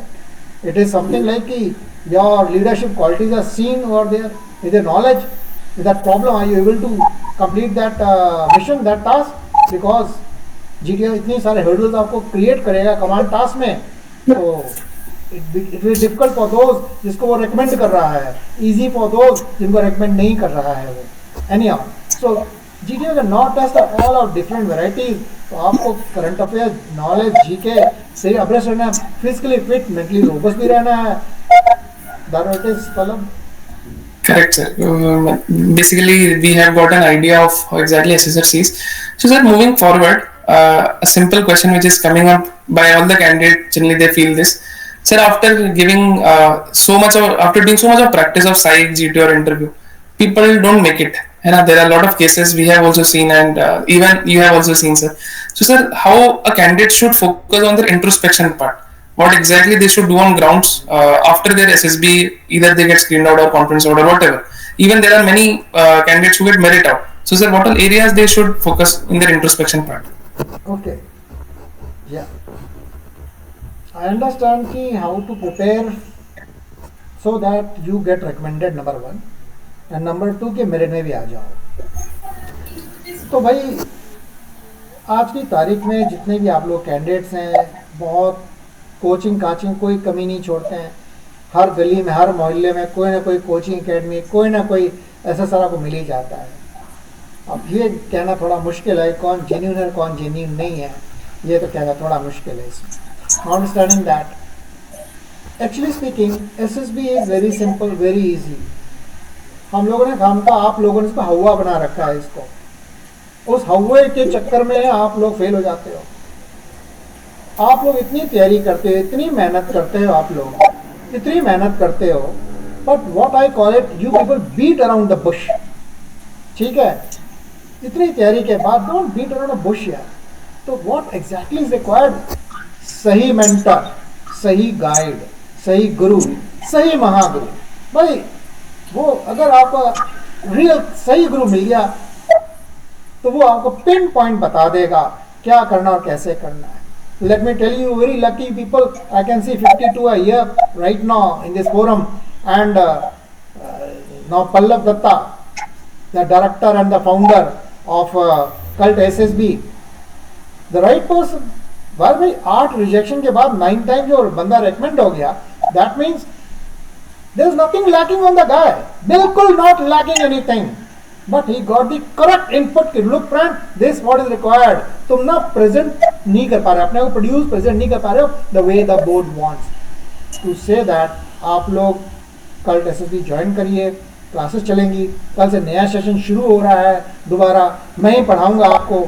आइए आप ज्वाइन करिए, आपके एक एक डाउट में क्लियर करूंगा, फिर आप देखो कैसे रिकमेंड नहीं होगे। मेरे तो अच्छे 12 not recommended, 13 time got recommended, अच्छे रिकमेंड हो गए हैं। Yes sir, So yes sir, that's what it is. So you need a real guru, real mahaguru to actually pinpoint your weakness and help you in getting recommended. Yeah, Pandey. correct, very rightly said sir. And I can recollect one such incident where I couldn't make it, and I shared you all the days, and I still remember within a short span of 1 week after coming out from AFSB Mysore, I made it, and more importantly, that was my first recommendation, and securing Air 4 from not getting recommended was something which is a dream coming true on grounds. So yes, definitely sir, introspection and more importantly the right mentor at the right moment of time with right amount of dedication for the candidate. So sir, moving forward, there is one such area of candidate where they feel the major problem is sir how to be consistent. And generally people feel that they will practice 1000 pictures, 100 pictures and they will make it. So sir, what is your say on consistency and on practice? How much they should do in such a practice, and how should they be consistent? Well, definitely practice makes a man perfect. जब तक आप साइक की आप practice नहीं करोगे अच्छी तरह, तो वही साइक तो पास नहीं होगे। यू नीड अ प्रैक्टिस, ठीक है, that is one. And I call it is art to write a story. It's an art. भाई आर्ट हम बैठे ना सिखाने के लिए, कल टेस्ट बैठे ना सिखाने के लिए। There is nothing lacking in you guys. I'm telling you, there is nothing lacking. The what is lacking? You don't know art to write the story. So, yes, if I say, once you understand the knack, how to write a story, एक art आ जाए, then you can pick up. But ऐसा नहीं कि art एक दो story writing में आ जाती है, ऐसा नहीं है। कम से कम 25 स्टोरी आप लिखोगे तब जाके समझ में आएगा, जब कोई ट्रू मेंटर जो है आपको उसको बार बार करेक्ट करेगा, नहीं ये गलती यहाँ पर, ये गलती और ये गलती है, इसको ऐसे करेक्ट करो, इसको ऐसे करो, ऐसे लिखो, तब आपको समझ में आएगी। टू से दैट कि कम से कम 25 स्टोरी आप लिखेंगे, प्रैक्टिस करेंगे कम से कम सभी डिफरेंट तरह की, तो आई एश्योर यू आपका साइकोलॉजी क्लियर हो जाएगा। Correct, sir. Correct. Rightly said, sir. Having a variety of exposure in different fields and writing stories in different arenas of life will definitely make candidates' journey of SSB smoother. So, sir, like last two questions which is coming to my mind. Okay. Firstly, sir, like this is a conclusion question. So, sir, like recently you have seen a batch getting passed out from your from first batch of Cult SSB. So, there are some areas where you personally felt कि candidates ये area पे ज्यादा lag कर रहा है, ये चीजें कर रहा है, because many as a wise person people should learn from others mistake as well. So sir, what were such mistakes which generally candidate did in psych G2 interview in general, and how did you help personally to help them on online forum? Very good question, very good question. Yes, अभी मैं एक batch निकाल चुका हूँ मैं with Pallav, that is cult SSB का। And to my surprise and horror कि जितने भी कैंडिडेट्स थे मेरे पहले बैच में, सब ने अच्छे एकेडमी से पढ़ के आए थे, अच्छी फीस दे करके आए थे। अब फीस दे करके आया, पढ़ के आया, जो मैं पूछ रहा हूँ तो भाई वो तो फिर उन्होंने फीस जरूर दे दिया, डेफिनेटली दे दिया, पर ज्ञान जो रियल ज्ञान होता वो उनको नहीं मिला. To say that in short, psychology TAT is very important. 60% marks TAT के होते हैं साइकोलॉजी में. तो जब बंदा लिख रहा है कहानी को, तो बाय एंड लार्ज उनका सोशल फैक्टर जीरो था, डिस्पाइट इतनी कोचिंग लेने के बाद. जीरो. भैया आप जीरो सोशल फैक्टर दिखा रहे हो, there factor 2 in factor 3, 8 quality social है, जीरो सोशल दिखा रहे हो. डोंट एक्सपेक्ट कि साइकोलॉजिस्ट में पास कर देगा. तो उनको हमने करेक्ट किया. और बिलीव मी, इसी करेक्शन दौरान 3-4 रेकमेंड हो गए. डेली एक रेकमेंड न्यूज आ रही, रेकमेंडेड. तो ये साइकोलॉजी है कि सोशल फैक्टर मैंने देखा लैक करता है. अब आते हैं जीटीओ में. अब जीटीओ में जो एक होड़ है कि सबके सभी चाहते हैं, जो सिखाया था कोचिंग अकेडमीज में कि समथिंग लाइक लीडर बनो, आइडियाज दो, प्लान्स करो, सब कुछ तुम करो, समथिंग लाइक दैट. तो एक वो होड़ थी. तो लड़के लोग कैंडिडेट लोग थोड़ा घबरा जाते थे कि सर तैयारी करके जाते तो थे, लेकिन सर वहाँ आइडिया नहीं आ रहा है, बिल्कुल आइडिया नहीं आ रहा है सर, कैसे करें सर, समझ नहीं आ रहा है. अब जिसको आइडिया नहीं आ रहा है तो हम बताते हैं ना उसको फॉर्मूला, उसका भी फॉर्मूला हमारे पास है. अगर आइडिया नहीं है तो ये करो. तो रिसेंटली हमारा एक कैडेट तोशी करके है फ्रॉम लद्दाख का, ही गॉट रेकमेंडेड. वो कल्ट से पढ़ा हुआ है, कल्ट एसएसबी का ही है, मेरा ही पढ़ाया हुआ है. और उसने बोला सर जो आपने मूल मंत्र फॉर्मूला दिया मैंने वही फॉलो किया, और मैं जो था क्या कहते हैं, मेरे को आइडिया बिल्कुल नहीं आया, पर आपका फॉर्मूला काम आ गया. एनीहाउ, तो फॉर्मूला के लिए आप ज्वाइन करिए हमारे सेशन को, कल से शुरू हो रहा है. अब देखिए हम आपको फॉर्मूला दे देंगे. Yes, sir. Correctly said, sir. Sir is mentioning about a batch. So for all the audience who are not aware of this thing, so there are 4 batches which is running under the letterhead of Colonel Dharmendra Pandey. First is Sigma batch, which has got Psych, GTO interview, everything. Second is Alpha batch, which is particularly of Psych. Then Bravo for interview and Charlie for GTO. The days are for a limited duration and particularly 2-3 hours का classes रहते हैं. Morning में अभी हमने start किया. And if there are many candidates coming up in evening, so definitely एक अलग से और बैच आ जाएगा. So the details are very clear. आपको मिल जाएगा पोस्टर्स के थ्रू, हमने ऑलरेडी हमारे चैनल में डाला है. ठीक है. The fees is also very nominal. It is much lesser than what you actually pay at Nagpur, Delhi or Noida or wherever. And more importantly these days in Dehradun. ठीक है. So it is much more lesser than that. And last but not the least, these batches are fully operated by Colonel Pandey. There is no interference from any of our other admins, so that आप एक ही से सीखो. अगर आपको दूसरे batches में भी आना है वो भी है ना. Basically cult is such an organization जहाँ पे आपको फुल फ्रीडम है कि जिसमें आना है आप आइए और रेकमेंड हो जाइए. सो सर मूविंग फॉरवर्ड, अगर किसी कुछ डाउट्स भी है तो you can just pin it down in this chat. Sir last one question sir, there after we will hand over the mic to all the audience for doubts. So sir है ना question which is coming from my mind. Sir जैसे now you are my mentor long back and अभी भी हो till date. So sir, it's an honor for me to have you as in our team as a mentor. So sir, like how do you see this thing? And more importantly sir, एक dream होता है कि हाँ जिससे हमने पढ़ा है उसे हम as a faculty onboard करें. And more importantly, someone who is very very senior. So sir, how do you look on to this? And lastly, how do you see on the candidate sir? क्योंकि 130 plus recommendation आपके journey के through and आपके like indirect guidance के. Okay, Pallav, again a very good and smart question. Yeah, to be very honest, Pallav, मेरे को ज़्यादा खुशी होती है अगर आप वो मेडिकल कंस्ट्रेंट आपका नहीं आया होता बीच में और आप आज कमीशन अफसर हो गए होते ट्रेनिंग लेकर के. तो हम भी यही चाहते थे कि आप अफसर बन जाए. चलो, destiny never wanted something other thing and you are sitting over here. And good, I am happy that the knowledge you took from me and you are rightly utilizing by opening the cult SSB and doing great justice to these candidates sabka, and so many success rate is there. I am so happy. And just for the candidates, let me tell you, when I was in service, तो पल्लव ने मेरे को approach किया था, sir आ जाओ join कर जाओ मेरे कल्ट को, be the mentor over here. मैंने कहा भाई अभी मैं सर्विस में हूँ, सर्विस हम लोग नहीं कर सकते हैं, कंस्ट्रेंट है, let me get retired first then I will join. So he was smart enough. The moment I retired, he contacted me and I joined. So yeah, Pallav.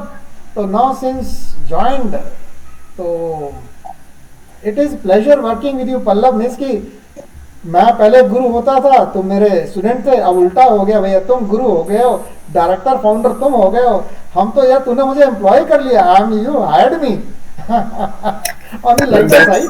So it is pleasure it's a matter of honour and treat. Good यार, ऐसा भी होता है। So nice, I am very happy with you Pallav, all the This best. is something which is sir, which is coming from my mentor, and I'm मतलब बोलते हैं ना that जिंदगी का मकसद पूरा हो रहा है, तो that's something great sir. So now I guess many candidates out here है ना, उनके एंजाइटी इतनी ज्यादा होगी कि मैं कब पूछूंगा या पूछूंगी, तो now requesting on to first of all turn on their cameras. या जो भी सवाल करेगा वो कैमरा ऑन करके करेगा, जो कैमरा ऑन करके नहीं करेगा वो सवाल नहीं करेगा। Correct. And requesting all to turn on first of all, so that आप वापस आ जाइए, कंबल के अंदर मत रहिए। आगे सब ठंडी भी खत्म हो चुकी है, और डिनर भी मत कीजिए कैमरा ऑफ करके, क्योंकि हमें पता है कैमरा ऑफ करके आप खा रहे पी रहे होंगे। एंड लास्टली थोड़ी देर बाद अपने है ना क्लोज वन के साथ बात कर लेना, ठीक है। मुझे पता है काफी लोग के रिश्तेदारी चल रही है, तो वो भी थोड़ी देर बात कर लेना, बट यहाँ पे हम at least make your weekend productive. Okay, so I can see some candidates raising their hand. Yes please go ahead चिरदीप।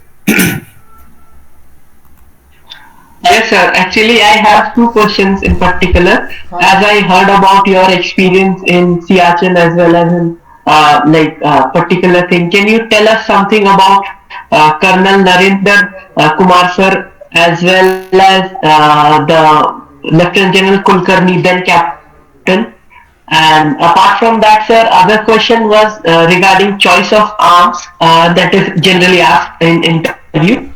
So how should we go about it? तुम लोग ना Thank you, sir. तुम लोग ना मेरे बहुत कंफ्यूज करते हैं, एक साथ दो दो तीन तीन क्वेश्चन कर लेते हो। मैं सोचता हूँ किसका जवाब पहले दो, किसका जवाब नहीं दो। तो पहले एक एक क्वेश्चन करो पहले। तो हाँ बोलो चिरंजीव, तुमने तुमने पहला क्वेश्चन किया कि शुरू को तुमने कुछ ऑफिसर्स के नाम लिए, जनरलों के नाम लिए, उनके बारे में जानना चाहते हो? Yes, sir. Your experience with Colonel Dharmendra sir, who was part of Operation 84.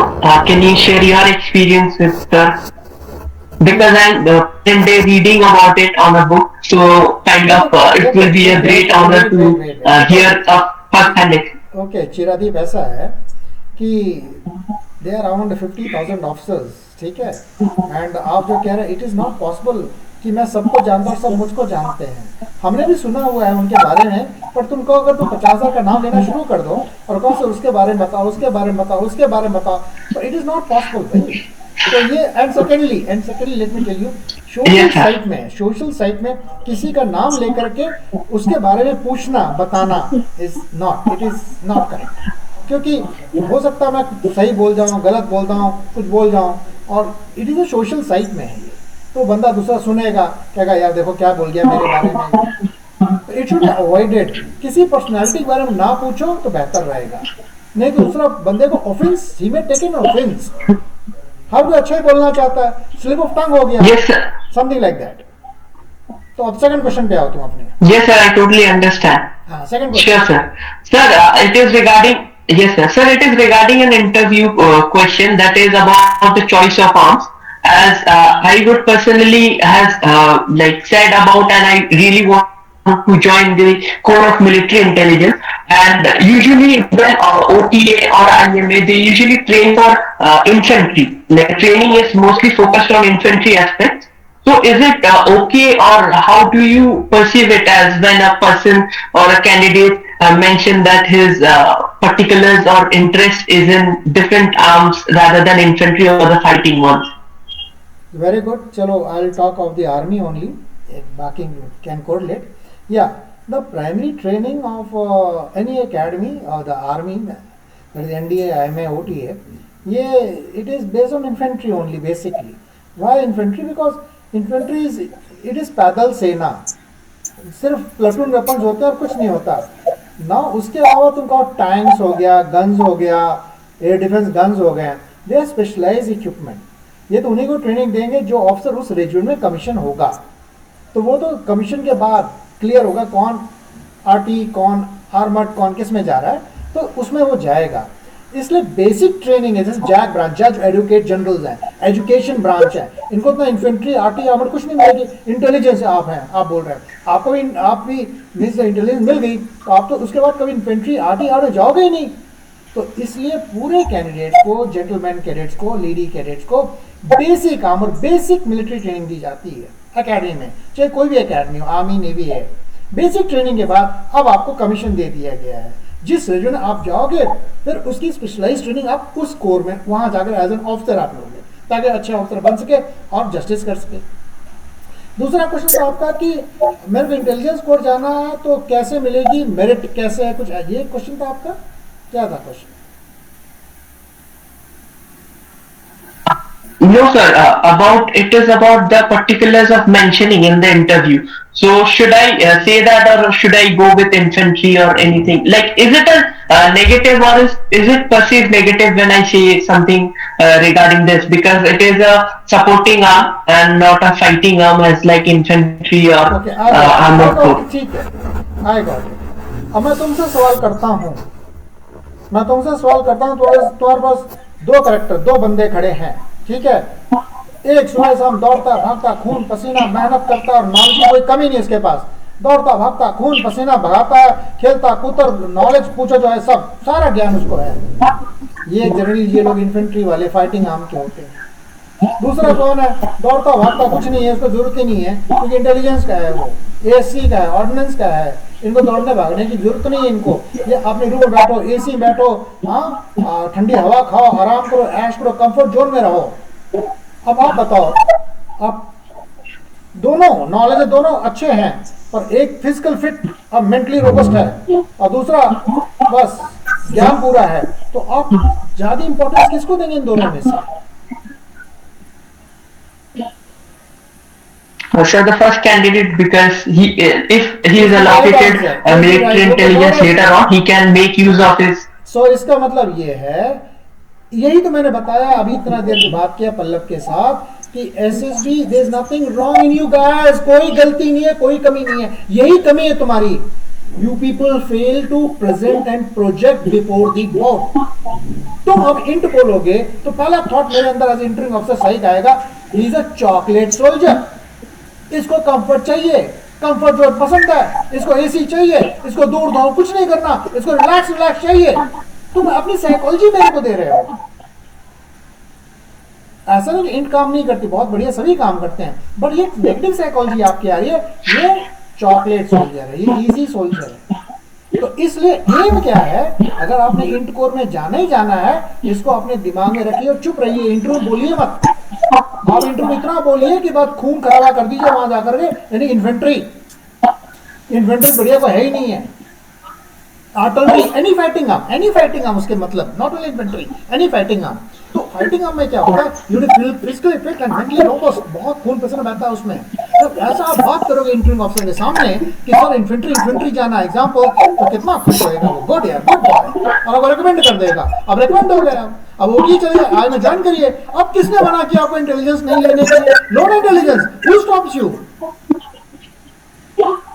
तो से दैट हाथी के दो दांत होते हैं, खाने के और दिखाने के। इंटरव्यू में दिखाने वाले जो लंबा था टस्कर, वो दिखाइए हाथी के दांत, खाने मत दिखाना इंटरव्यू वाले को, वो फेल कर देगा तुमको।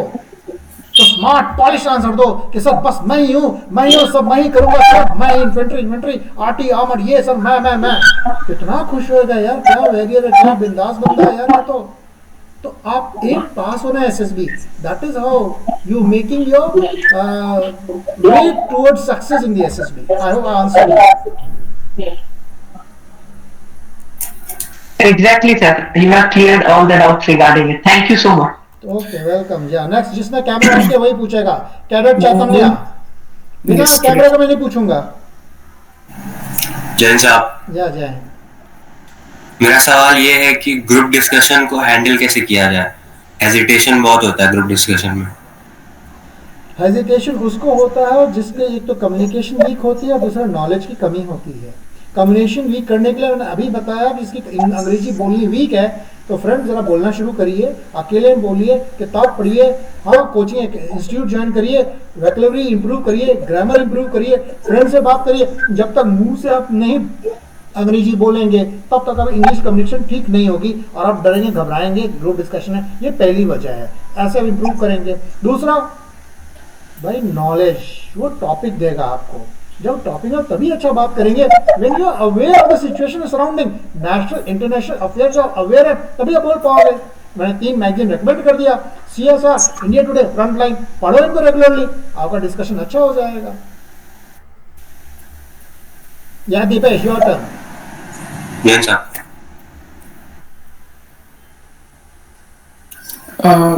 Yes, I can see next candidate. Dipesh Good evening, sir. Means particularly, I had one doubt. There are 12 pictures in TAT for the site, but then the consistency of the performance of candidate should be throughout those 12 pictures, or is there any threshold? So somewhat around 8, 9, 10, like that. Sorry Dipesh, I have not understood your question. एक बार can you please explain? Means, out of 12 pictures, for how many pictures the candidate should perform well out of 12? My God, by Dipesh, all 12 pictures, all are different from each other. There are three sets. There are total 12 pictures, and there are 4 sets of 3 picture each.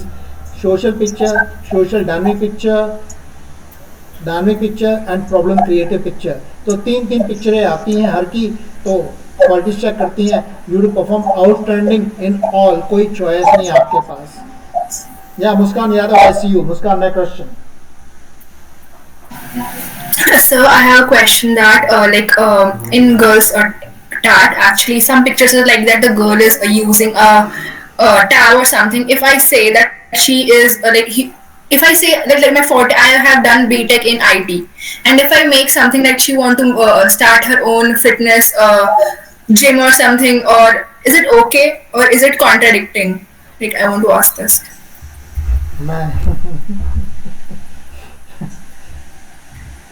Well, psychology is all about preparation. ठीक है, it's an art of writing a story. Firstly, what is saying, there's nothing called right and there's nothing called wrong. ठीक है, but आपकी जानकारी के लिए there are 23 needs of a person. Research says so. 23 needs in any person. Not कि पूरी 23 आपके अंदर हो। तो जो पिक्चर आप लिखते हो ना, स्टोरी आप लिखते हो, तो आपकी एक नीड निकल के आती है, वो आपको पता नहीं चलेगा, वो साइकोलॉजिस्ट निकाल देगा। टू से दैट कि जब 12 पिक्चर आप लिखोगे स्टोरी में, तो बाय एंड लार्ज आपकी नीड कॉमन होनी चाहिए। बाय एंड लार्ज अगर 12 डिफरेंट नीड निकल गई तो you are not original person, आप डुप्लीकेट हो। आप मन गठन, आप विशफुल और प्री कंसीव्ड स्टोरियां लिख रहे हैं आप। तो yes, there is an art to write, it is art to write. और कुछ जानना चाहिए? यस, लाइक हमें साइट में जो हमने एक्सपीरियंस किया है उसके बेसिस पे ही सारी पिक्चर, मतलब उस वैसे टाइप की पिक्चर्स होंगे। जैसे तो आई हैव डन IT, सो मैं हर चीज में वो टेक्नोलॉजी वाला चीज लाना चाहिए, या फिर I can write apart from it pictures, जैसे बिजनेस स्टार्ट किया है ऐसा वगैरह। मतलब मेरा क्वेश्चन ऐसा कुछ है।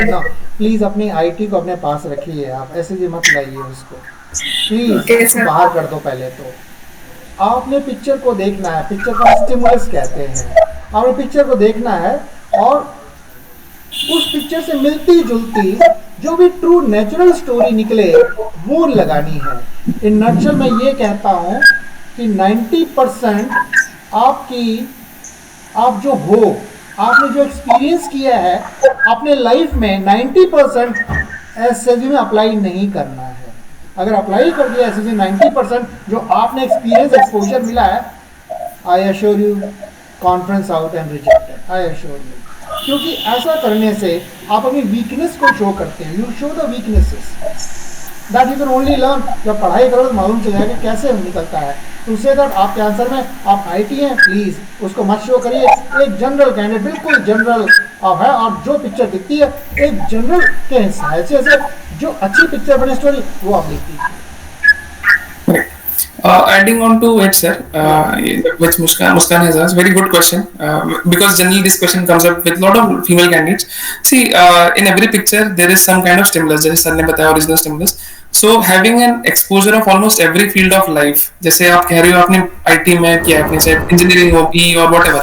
So your PIQ also states that you have also played some sports, you have also did some extra activity, you are good at academics or whatever. So sir एक लाइन कहते हैं, अगर किसी कैंडिडेट की basic awareness बहुत strong है और communication skills बहुत बढ़िया है, सो ही और she is bound to make it. So basic awareness is not just limited to your own life, but also about your friends' life. जैसे मान लो you are an engineer, you should know about lawyer background, you should know about doctor वाले क्या कर रहे हैं, you should know कि भाई business वाले क्या कर रहे हैं, है ना? This is something, the aura, the exposure which you are getting, and having such lines and length in your story will definitely show कि आपने जो आपकी life के circumstances को better utilize किया है. You are showing a person जो कि learning attitude के साथ आगे बढ़ेगा. At the end of the day, academy is all about trainability. आपकी ट्रेनिंग 11 महीने की 1 साल की है, unlike NDA candidate or someone, तो उसके हिसाब से trainability will be of a good cause. So I hope both of us have answered your question. Okay, sir. Thank you so much. Okay. So moving forward. Kuldeep Gupta ने हाथ खड़ा किया. कुलदीप गुप्ता, अपना camera on करिए और फिर सवाल करिए. Jai sir, I am Sabin Pasha. Currently, I am serving Army Military Corps. I have a question regarding what are the things that we can do for to prepare our SSB as being a serving candidate. Like what are the things that we can indulge in our day-to-day life so that we can make it in our SSB. Currently, I have given three times SSB from HCC, but both all the 3 times I got screen out. So how can I prepare so that I can make it.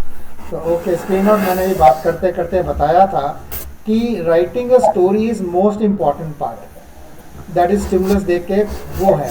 इसके अंदर आपकी story जो है वो आले दर्जे की up to the mark standard नहीं है, इसलिए आप स्क्रीन आउट हो रहे हैं. ठीक है. और रही बात कि आप चलो सर्विस एंट्री से हैं, SSB is common to all, सबके लिए कॉमन है. चाहिए सर्विस एंट्री से हो, चाहिए NDA UPSC हो या SSC कैडेट हो, anyone, it is common to all. And to get recommended, actually speaking, one needs to know your weaknesses, and weakness आपको पिन पॉइंट करनी पड़ेगी कि कुलदीप ये आपकी weaknesses हैं, उस पर इम्प्रूव करोगे तभी आप रेकमेंड करोगे. मैं तो फिर सुझाव दूंगा, अगर वाकई पास करना चाहते हो तो आप बिल्कुल राइट फोरम बैठे हुए इस समय, आप कल SSB ज्वाइन करिए, कल क्लास शुरू हो रही है, आप देखिए आप पास हो जाएंगे, हम आपको पूरे फॉर्मूला दे देंगे आपको. Correct, sir. Even मैं भी यही कहना चाहूँगा. There are many service personnel who are right now with us, who are preparing for either SCO entry, ACC entry, HET Navy वाले entry, CW entry, AMC non-tech, PCSL, जो service entries होती है. So don't feel shy कि हाँ क्या होगा कैसे होगा, क्योंकि I was also a sailor, then I also was in academy. तो there are 2 things, and sir ने अपने life से काफी कुछ वहाँ से भी आएंगे, and particularly in assessment. So feel free to join us, not an issue. Okay. Any other things which candidates would like to ask particularly? क्योंकि उसके बाद मेरे पास वापस क्वेश्चंस आ रहे हैं, तो फटाफट आप लोग पूछ लो. किसी के साथ खड़ा नहीं भाई. हाँ, मुस्कान यादव, कैमरा ऑन पहले. So last question. As like it's from Pallab sir actually. Sir, I have my SSB on 10th of February. And it's Navy Tech SSC entry, and so my father is also serving in Navy, so like I have prepared the basics, but am I supposed to like go a little deep in it, that how like my father is a diver, so am I supposed to know all what all divers do, how they do, like how they go underwater, everything I am supposed to know?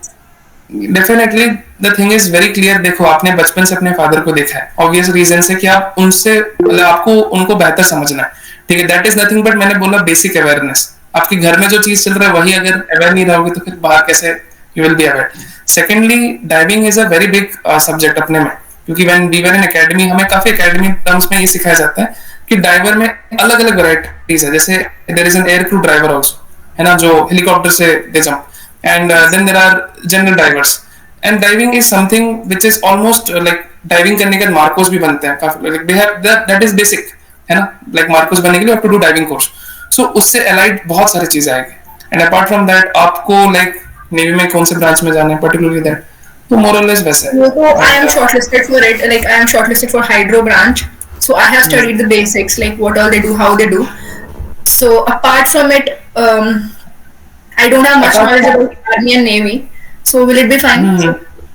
It is perfectly fine. देखो आप navy के लिए जा रहे हो, background navy की है, and SSC hydro very navy thing, क्योंकि पानी के अंदर जाना है आपको उसके, तो डेफिनेटली उसके बाद ज्यादा नॉलेज की जरूरत नहीं, but have a general idea what is going on in army, क्या मेजर एक्सरसाइज चल रही है अभी, क्या मॉडर्नाइजेशन है, basic, and little bit who is chief of army staff, air force का सिमिलर नॉलेज. ज्यादा डीप में नहीं जाना है कि हाँ एग्जैक्टली आर्मी का कौन सा कमांड है, बट हाँ यू शुड नो कि आर्मी के कमांड्स कहाँ है, एयरफोर्स के कमांड्स कहाँ है, दैट इज वेरी बेसिक, ठीक है। And coming to hydro, get to see there is the website of navy and then army and then air force, पूरा स्कैन कर लो, copy paste in your mind whatever maximum you can. And hydro is a branch which is very technical in nature on ground, ठीक है। तो आप जितना हो सके आप वीडियोस देखो, and even in our channel also there is an officer who is now in hydro, तो उनके साथ भी हमने पॉडकास्ट करा, तो you can just watch it, you will get an idea. Okay, sir. चलिए, so moving forward, next question, Krishna go ahead. जय हिंद sir. Sir, thanks for the opportunity. Yes yes Krishna, No, please go ahead. जय हिंद sir. Like I am currently serving in Indian Air Force and I want to ask sir that like जैसे कि particular trade को छोड़ के जैसे personal interview होता है, तो देन उसमें क्वेश्चंस आएंगे सर्विस रिलेटेड। मैं अपना पर्टिकुलर ट्रेड का देख लूंगा, लेकिन सर उसमें जैसे चीजें कॉम्प्लिकेट कैसे ना करूं, मतलब कि कॉम्प्लिकेशन को कैसे अवॉइड करूं सर उस चीज में। Any idea sir for the guidance regarding? Krishna, तुम्हारा क्वेश्चन मेरे को क्लियर नहीं हुआ, थोड़ा दोबारा समझाएंगे? सर जैसे एफकेट क्लियर किया है मैंने अभी, ओके उसमें सर जैसे मैं जाऊंगा तो एक टाइप से सर्विस एंट्री हो गया मेरे लिए।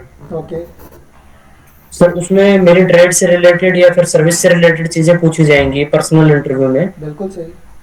वो सर एट द एंड की मेरे को ये होगा कि घुमा फिरा के किसी ना किसी चीज में उलझाने की कोशिश की जाएगी, तो लाइक मैं उस कॉम्प्लिकेशन को कैसे अवॉइड करूं सर, इसके रिगार्डिंग गाइडेंस।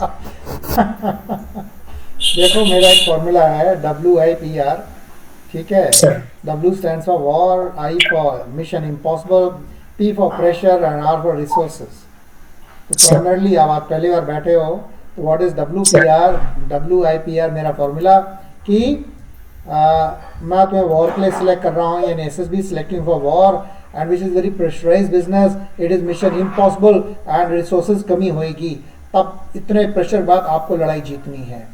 इसीलिए जिसको कह रहे कंफ्यूज करने की कोशिश करेंगे, वो कंफ्यूज करने की कोशिश नहीं कर रहे हैं, वो तुम्हें प्रेशर दे रहे हैं जानबूझ के, इतना प्रेशर दे रहे हैं, अगर उनके प्रेशर को तुमने झेल लिया, जिसका नाम तुमने कंफ्यूजन रखा है, उसको मैं प्रेशर सोचो, जानबूझ के दे रहे हैं, आपको झेलना है, सुनना है, जवाब देना है। उनके प्रेशर को झेल गए और सेटिस्फैक्टरी जवाब दिया, इसका मतलब आप वॉर के लिए फिट है।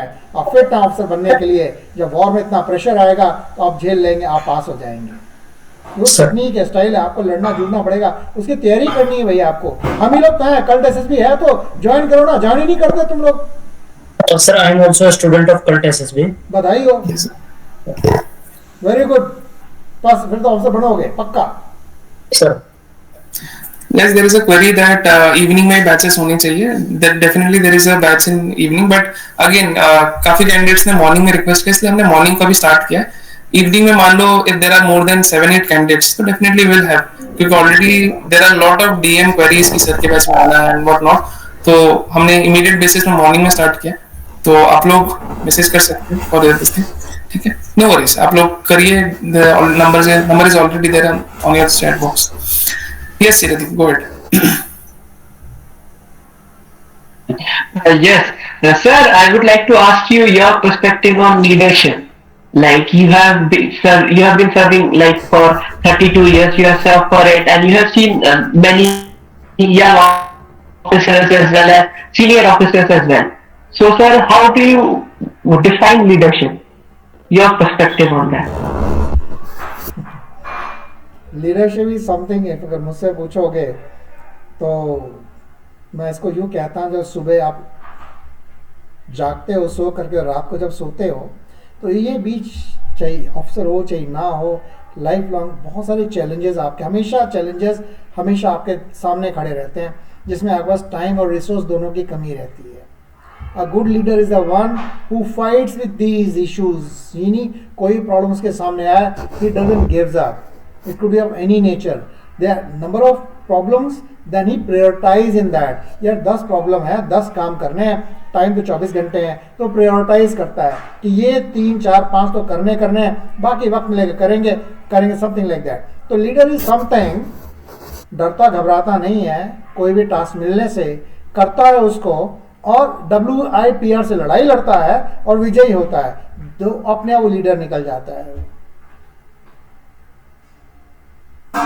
या नेक्स्ट, कोई और हाथ खड़ा नहीं कर रहा?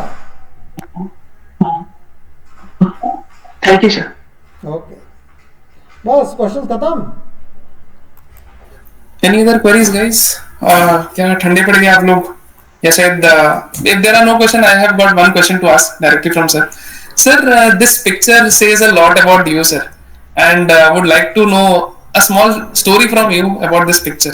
A people story, sir. है ना? How was this on ground and है ना? मोदी जी कितने पास तो सर इवन SPG कमांडो के अलावा हमने और कुछ देखा नहीं है। तो sir, what exactly was your role on ground? And if I'm not wrong, this is a picture of Siachen. Very true, Siachen base camp. Yes, sir. Very good question. मैं भी खुश होता हूँ फोटो को देख करके। तो या that's me standing in white dress. अगर देखो जूम करके तो नाम मेरा लिखा हुआ है D Pandey, and yes, and it was 23 October 2014, 23 October 2014 की बात है, दिवाली का दिन था, and the Prime Minister wanted to celebrate his first Diwali with the Siachen troops. So he had come to Siachen Glacier and the Siachen base camp. So me was posted here in the Siachen base camp as G1 Air Operations. So I was something like administrative officer of this base camp, which I conducted. I organized the entire event of the PM in that base camp. So that's why I'm standing next to the PM, because I have to give a small speech also. Now PM has come with the sweets. Diwali है, troops को sweets देना है, तो मैं तो बोलूँगा ना, मैं वेलकम करूँगा sir, thank you very much. Now मैं ब्रिगेड कमांडर से रिक्वेस्ट करूँगा कि PM महोदय से वो दिवाली की स्वीट्स को स्वीकार करें। कोई तो बोलेगा, तब स्वीट्स आएंगे, तब जिसका बगल खड़ा हूँ वहाँ पर। तो जब भाषण हो गया PM का, फिर मैंने बोला, एंड इट्स अ ट्रीट। मेरे राइट पीछे chief of the army staff खड़े थे, और लेफ्ट पीछे, मेरे एक कदम पीछे PM साहब खड़े थे, मैं बोल रहा था, सेम PM। सो मैंने बोला, और फिर PM ने मिठाई दिया एंड उनका विजिट करवाया। फिर वो भ्रमण करने गए वहाँ पर सियाचिन ग्लेशियर में, और फिर वापस चले गए। So I conducted the event, that was this picture tells about it. Thank you Pallav for showing this. Correct, sir. Any other queries, guys? Because we have almost come to the end. And for all the audience information, you can stay connected with us through all the links which even now the CultSSB ID has provided in the chat box. Secondly, the batches are running very successfully, smoothly, and तारीफ ही तारीफ में करने बैठूं तो होते रहेगा। And more importantly, यहाँ काफी सारे कैंडिडेट्स अभी भी हैं जो यहाँ हमारे बैच के स्टूडेंट्स हैं। और the best part of all is, कल से फ्रेश बैच 2.0 स्टार्ट हो रहा है of sigma alpha Bravo Charlie. आप लोग DM करके एनरोल कर सकते हो, है ना। पर्टिकुलर अगर आपको चाहिए कोई भी एंगल पे, आप मुझसे पर्सनली क्वेरी भी ले सकते हो। आपको अगर कुछ पर्टिकुलर एरिया पे डाउट हो रहा है, या anything which you would like to directly get it address by sir, so get it done. And last but not the least, कुछ पूछना है तो feel free to ask in the number. So last question, anyone? Chaitanya ji बताइए। Yes साहब, मेरा सवाल ये है कि हम PPDT में जो पिक्चर्स हम देखते हैं, हेजी पिक्चर्स, तो उसको लिखने का तरीका क्या होता है? ऐसे बोला जाता है कि जो दिख रहा है वो लिखो, बट कुछ बोलते हैं कि पॉजिटिव भी लिखो, कुछ बोलते हैं कि जो दिख रहा है वो लिखो, बट लिखे क्या? Okay, very good question. ऐसा है कि आपकी क्या एज है चैतन्य? साहब मेरी 20 साल है, BTech second year student. Okay, तो 20 इयर्स का स्टूडेंट आप, बाकी भी सब आपके आसपास ही होंगे, तो यानी कि आपको 20 साल का एक्सपीरियंस, एक्सपोजर है। वो 20 साल के एक्सपीरियंस में कुछ बिटर होएगा, सुखमय होंगे, कुछ दुखमय होंगे, कुछ न्यूट्रल होंगे। तो वो जो है, जो एक्सपीरियंस आपका है, वो इस ब्रेन के अंदर सबमर्ज्ड है, ये छुप गया है, छुपा हुआ है। वो आपको, सभी कैंडिडेट्स को ऑफिसर बनने की प्रेशर है कि भाई ऑफिसर बनना है। ऑफिसर बनने के लिए जो PPDT का जो पिक्चर है, स्टिमुलस दिखाया, स्टोरी लिखनी है, आपको मालूम है आप अगर नहीं लिखोगे तो आप फेल हो जाओगे। इतना प्रेशर आपके ऊपर। तो अब आपने लिखना ही लिखना है, और टाइम भी फिक्स है, टाइम प्रेशर भी है। इसलिए होता है क्या, जानबूझ के हेजी ब्लड पिक्चर होती है, दिखता नहीं है, क्योंकि आप साइकोलॉजी क्या कहती है, आपका जो 20 साल का तजुर्बा एक्सपीरियंस है, वो पिक्चर कहीं ना कहीं मिलती जुलती इस दिमाग के अंदर छुपी हुई है, जो कि आपकी दिनचर्या उस 20 साल के टेन्योर में, ले पहले 5 साल तो बेबी थे, आपकी सोच ही नहीं थी, मीन्स की आपको समझ ही नहीं क्या है क्या नहीं है, तो 6 साल लेके 20 साल लगाओ, यानी 15 साल, वो 15 साल का आपकी जो छुपी हुई साइकोलॉजी अंदर है ना, वो घटना आपको वो पिक्चर याद दिलाती है। अब जो भी हो, अब इसलिए वो काली अंधेरी पिक्चर जो है, जितने भी कैंडिडेट्स हैं उनको अलग अलग नजर आएगी, सबको अलग नजर आएगी, सबको एक नजर नहीं आएगी, एम ही वही है।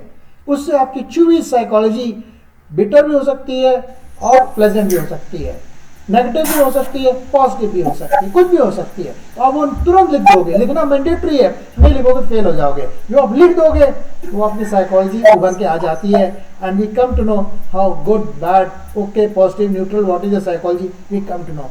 तो इट इज नॉट कि क्या लिखें क्या नहीं लिखें। अगेन मैंने बताया अपने इंट्रो में कि it is an art to write a story. हम सिखाएंगे आपको बताना, लिखना क्या है क्या नहीं लिखना। ज्वाइन करिए कल्ट को, कल से ज्वाइन करिए, हम पूरे फॉर्मूला दे देंगे आपको। ज्वाइन है कल्ट एसएसबी। चलो और बताओ, next question. Thank you sir, Jain sir. Any other queries, ladies and gentlemen, boys and girls? Digvijay, where are you? या दिग्विजय बोलिए। जैन सर, I'm हवादार SKT Digvijay Singh and I have applied for SC और TCSL both. सर मेरा question ये है, जैसे कि मेरे जो क्लास एग्जाम होते हैं हमारे सर्विस में, class 3 to 2, class 2 to 1, since मेरी सर एकेडमिक अचीवमेंट अच्छी है, बट उनमें मेरी ब्रेवो ग्रेडिंग है सर, तो ये चीज इम्पैक्ट करेगी कि मतलब तुम सिविल एजुकेशन में अच्छा परफॉर्म कर रहे हो, वेयर एज आप फौज में जाके आप मतलब कहीं नेगेटिव इम्पैक्ट डालेगा क्या सर? देखो, आप कौन सी एंट्री के लिए जा रहे हैं, पहले एसएसबी बताइए। सर SC और TCSL बोथ। अच्छा, ओके। डेफिनेटली ये क्वेश्चन जरूर होगा आपसे कि सिविल एकेडमिक जो अपना एजुकेशन आपने सिविल की है वो आपकी अच्छी है, वाइस वर्सा यहाँ पर, तो you have to have give. देखो भाई, ये तो एक स्मार्ट आंसर है देना कि यू हैव टू जस्टिफाई कि ऐसा क्यों है क्या नहीं है। तो यू सर मैं, यहाँ बोलिए। सॉरी टू इंटरप्ट सर, आप कंप्लीट कीजिए sir, I will tell you later. तो अगर मेरे को इसका जवाब देना पड़ेगा, मैं कहूँगा sir both are two different subjects, two different streams. If I have done fairly well in my academics during school or college time, because those are simple sir, English, Hindi, there's nothing great in that sir. आपने पढ़ाई किया, हट लिया, घोट लिया, आपको मालूम है क्या पढ़ना क्या नहीं पढ़ना, बने बनाए सवाल जवाब कर लिया। But coming to professional sir, the professional subject जो हैं सर्विस के हैं, they very technical in nature. You have to have deep knowledge, depth in that. ये रट्टा गटफटना से नहीं होता कि आपने रख लिया सर्विस सब्जेक्ट और आप माहिर हो गए। नो नो नो, आप जो भी ट्रेड आपका है, you do master in that, master in that.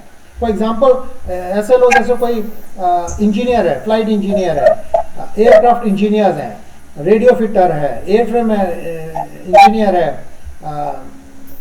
Electrician है जहाज का। तो सिर्फ इलेक्ट्रिशियन होने से नहीं होगा, he has to get full knowledge on that subject, तभी वो जहाज को फिट कर पाएगा, ओके करेगा, तभी जहाज उड़ेगा। So that is a difference. College में आप जो पढ़ते हो मात्र पास होने के लिए पढ़ते हो, यहाँ जो पढ़ते हो वो किसी की जान भी ले जाएगी भाई अगर आप प्रोफेशनल नहीं है। So that depth is required.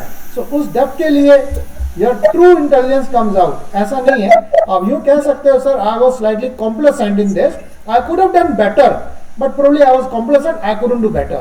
So to say that आपने अपनी गलती कमजोरी को एक्सेप्ट किया, वहां पर आप कर सकते हैं अच्छा, बट ये इसका जस्टिफिकेशन है। Okay Digvijay, thank you sir. Any other queries, ladies and gentlemen? Because it's been more than 2 hours or so. So आप लोग फटाफट अपने queries लेकर आइए। एंड अगर आप लोगों के क्वेरीज नहीं है तो बैठ के सुनिए दूसरों के क्वेरीज और गेट इट क्लैरिफाइड, क्योंकि it need guts to ask questions. Anyone, and firstly again आप लोग अपना कैमरास ऑन करिए, ठीक है? हमारे जोश खत्म नहीं हो रहे, आपके जोश खत्म हो जा रहे हैं। सर देखो, सर इज है ना twice the age of us, more than twice the age of us, है ना? Sir is still sitting form with a happy face, ठीक है?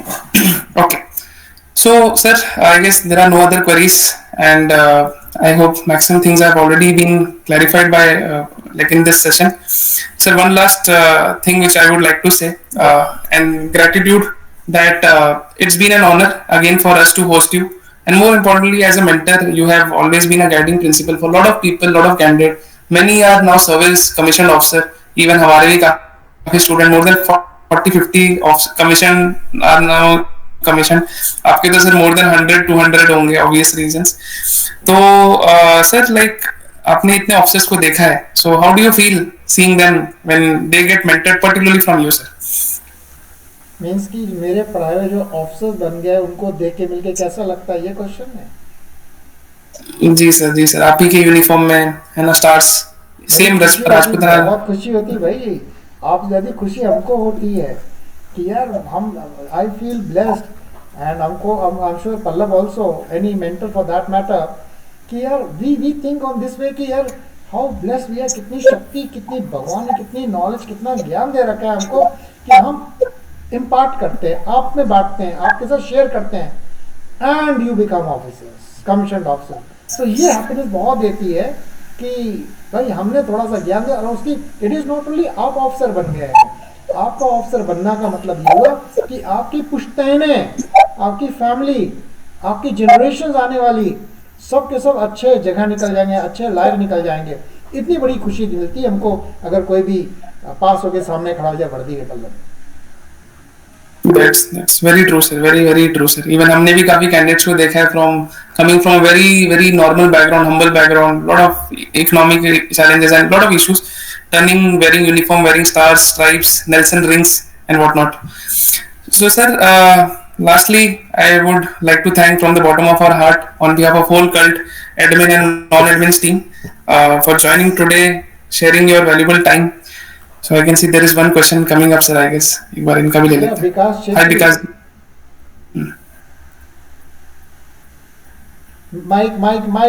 माइक ऑन करो। Sir my question is site का sir veto power होता है क्या, मतलब जब कॉन्फ्रेंस में कॉन्फ्रेंस डे होता है तब साइट में वेटो पावर में? विकास तुम्हारा आवाज क्लियर नहीं है, थोड़ा सा डेलीब्रेट, थोड़ा जोर से बोलो।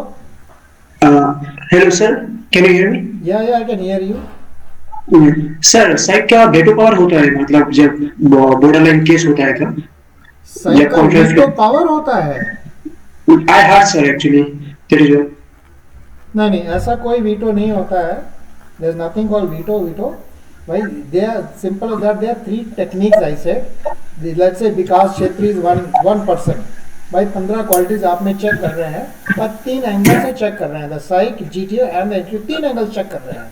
लेट्स से फॉर एग्जांपल कि साइकोलॉजी कहता है कि भाई आपका फैक्टर 4 वीक लगा उसको, यानी कि डायनामिक्स, डिटर्मिनेशन, करेज, स्टेमिना वीक, साइकोलॉजिस्ट कहता है कॉन्फ्रेंस में आप वेट कर रहे हो 12 वीक, पर जीटीओ और इंटरव्यू कहते नहीं fit, all fitting qualities clear, both नहीं फिट कर दिया, क्लियर कर दिया। तो प्रॉब्लम ये है कि क्या विकास के पास वाकई फैक्टर 4 है या नहीं है। तो अगर दोनों जीटीओ और इंटरिंग ऑफिसर कन्विंस करने की कोशिश करते हैं साइक को कि दोनों पास किया हुआ है, जब दोनों पास किया है तो मान लेता है साइक यस आप में है, क्वालिटी है और ठीक है, वो अब मीन्स कि वो आपको ओके करता है, वो भी पास कर देता है। पर ऐसा भी हो सकता है आप वीटो की नहीं है, बट साइकोलॉजिस्ट कहता नहीं, आई एम कन्विंस्ड कि ये कैंडिडेट में साइक फैक्टर 4 वीक है, आप दोनों ने जरूर उसको पास किया होगा और मैं कन्विंस नहीं हूँ, मैं पास नहीं कर रहा हूँ। तो ऐसे में क्या करते हैं कि आपका एक छोटा सा मिनी इंटरव्यू दोबारा कॉन्फ्रेंस में होगा। अब लेट्स उसने फैक्टर 4 पे आपको लो किया है साइकोलॉजी ने, यानी डायनेमिक्स, डिटर्मिनेशन, करेज, स्टेमिना, तो क्वेश्चन तो इंटरव्यू ऑफिसर ही करेगा। तो आपको ऐसे क्वेश्चन करेगा डायनेमिक्स के ऊपर कि आपके रेस्पॉन्स से देखा जाएगा तो आपका रेस्पॉन्स फेवर में जाता है या अगेंस्ट जाता है। अगर फेवर में चला गया, you prove you have got good dynamics, तो साइकोलॉजिस्ट का ओके आई पास, तो पास कर देता है। ऐसे होता है। Thank you so much. Okay Okay. Any other queries, ladies and gentlemen? I hope everything is done, sorted. कुछ है तो पूछ लो, otherwise we'll conclude because you know, आपके अगर हाँ इसके अलावा भी कुछ डाउट्स हैं तो please feel free to ask, DM कर लेना, विल फॉरवर्ड इट। ठीक है, okay. So thank you again, sir, on behalf of whole team, and we are happy that you shared a lot of things. And I hope that a lot of candidates out here who have joined the session from starting till end have got a really great weekend today of learning a lot of things from a very senior officer who has seen a lot of things from generations of officers in his like service. And lastly, a person who was an assessor and he is now assessing on grounds for candidate at Cult. So definitely that's a privilege and honor for all the candidates and us to host you. Last but not the least, sir, we are happy and hope to see you again and again in the sessions as well as in talks. So thank you again, sir. Thank you Pallav, my pleasure. And आज क्या कहते हैं, ये बसंत पंचमी के दिन पे कितना शुभ अवसर आपने ये दिन चुना है आपने। My good wishes to all candidate student on this Basant Panchami कि आप सभी अधिकारी ऑफिसर्स बन जाएं। Thank you Pallav, thank you. Thank you so much, sir. So, ladies and gentlemen, you all can see the recording of this session as well as on the YouTube if you have missed any portion of this talks. And last but not the least, feel free to get connected with us through all the social media platforms to us as well as sir. Thank you all. Jai Hind. Good night. Take care. Thank you, sir.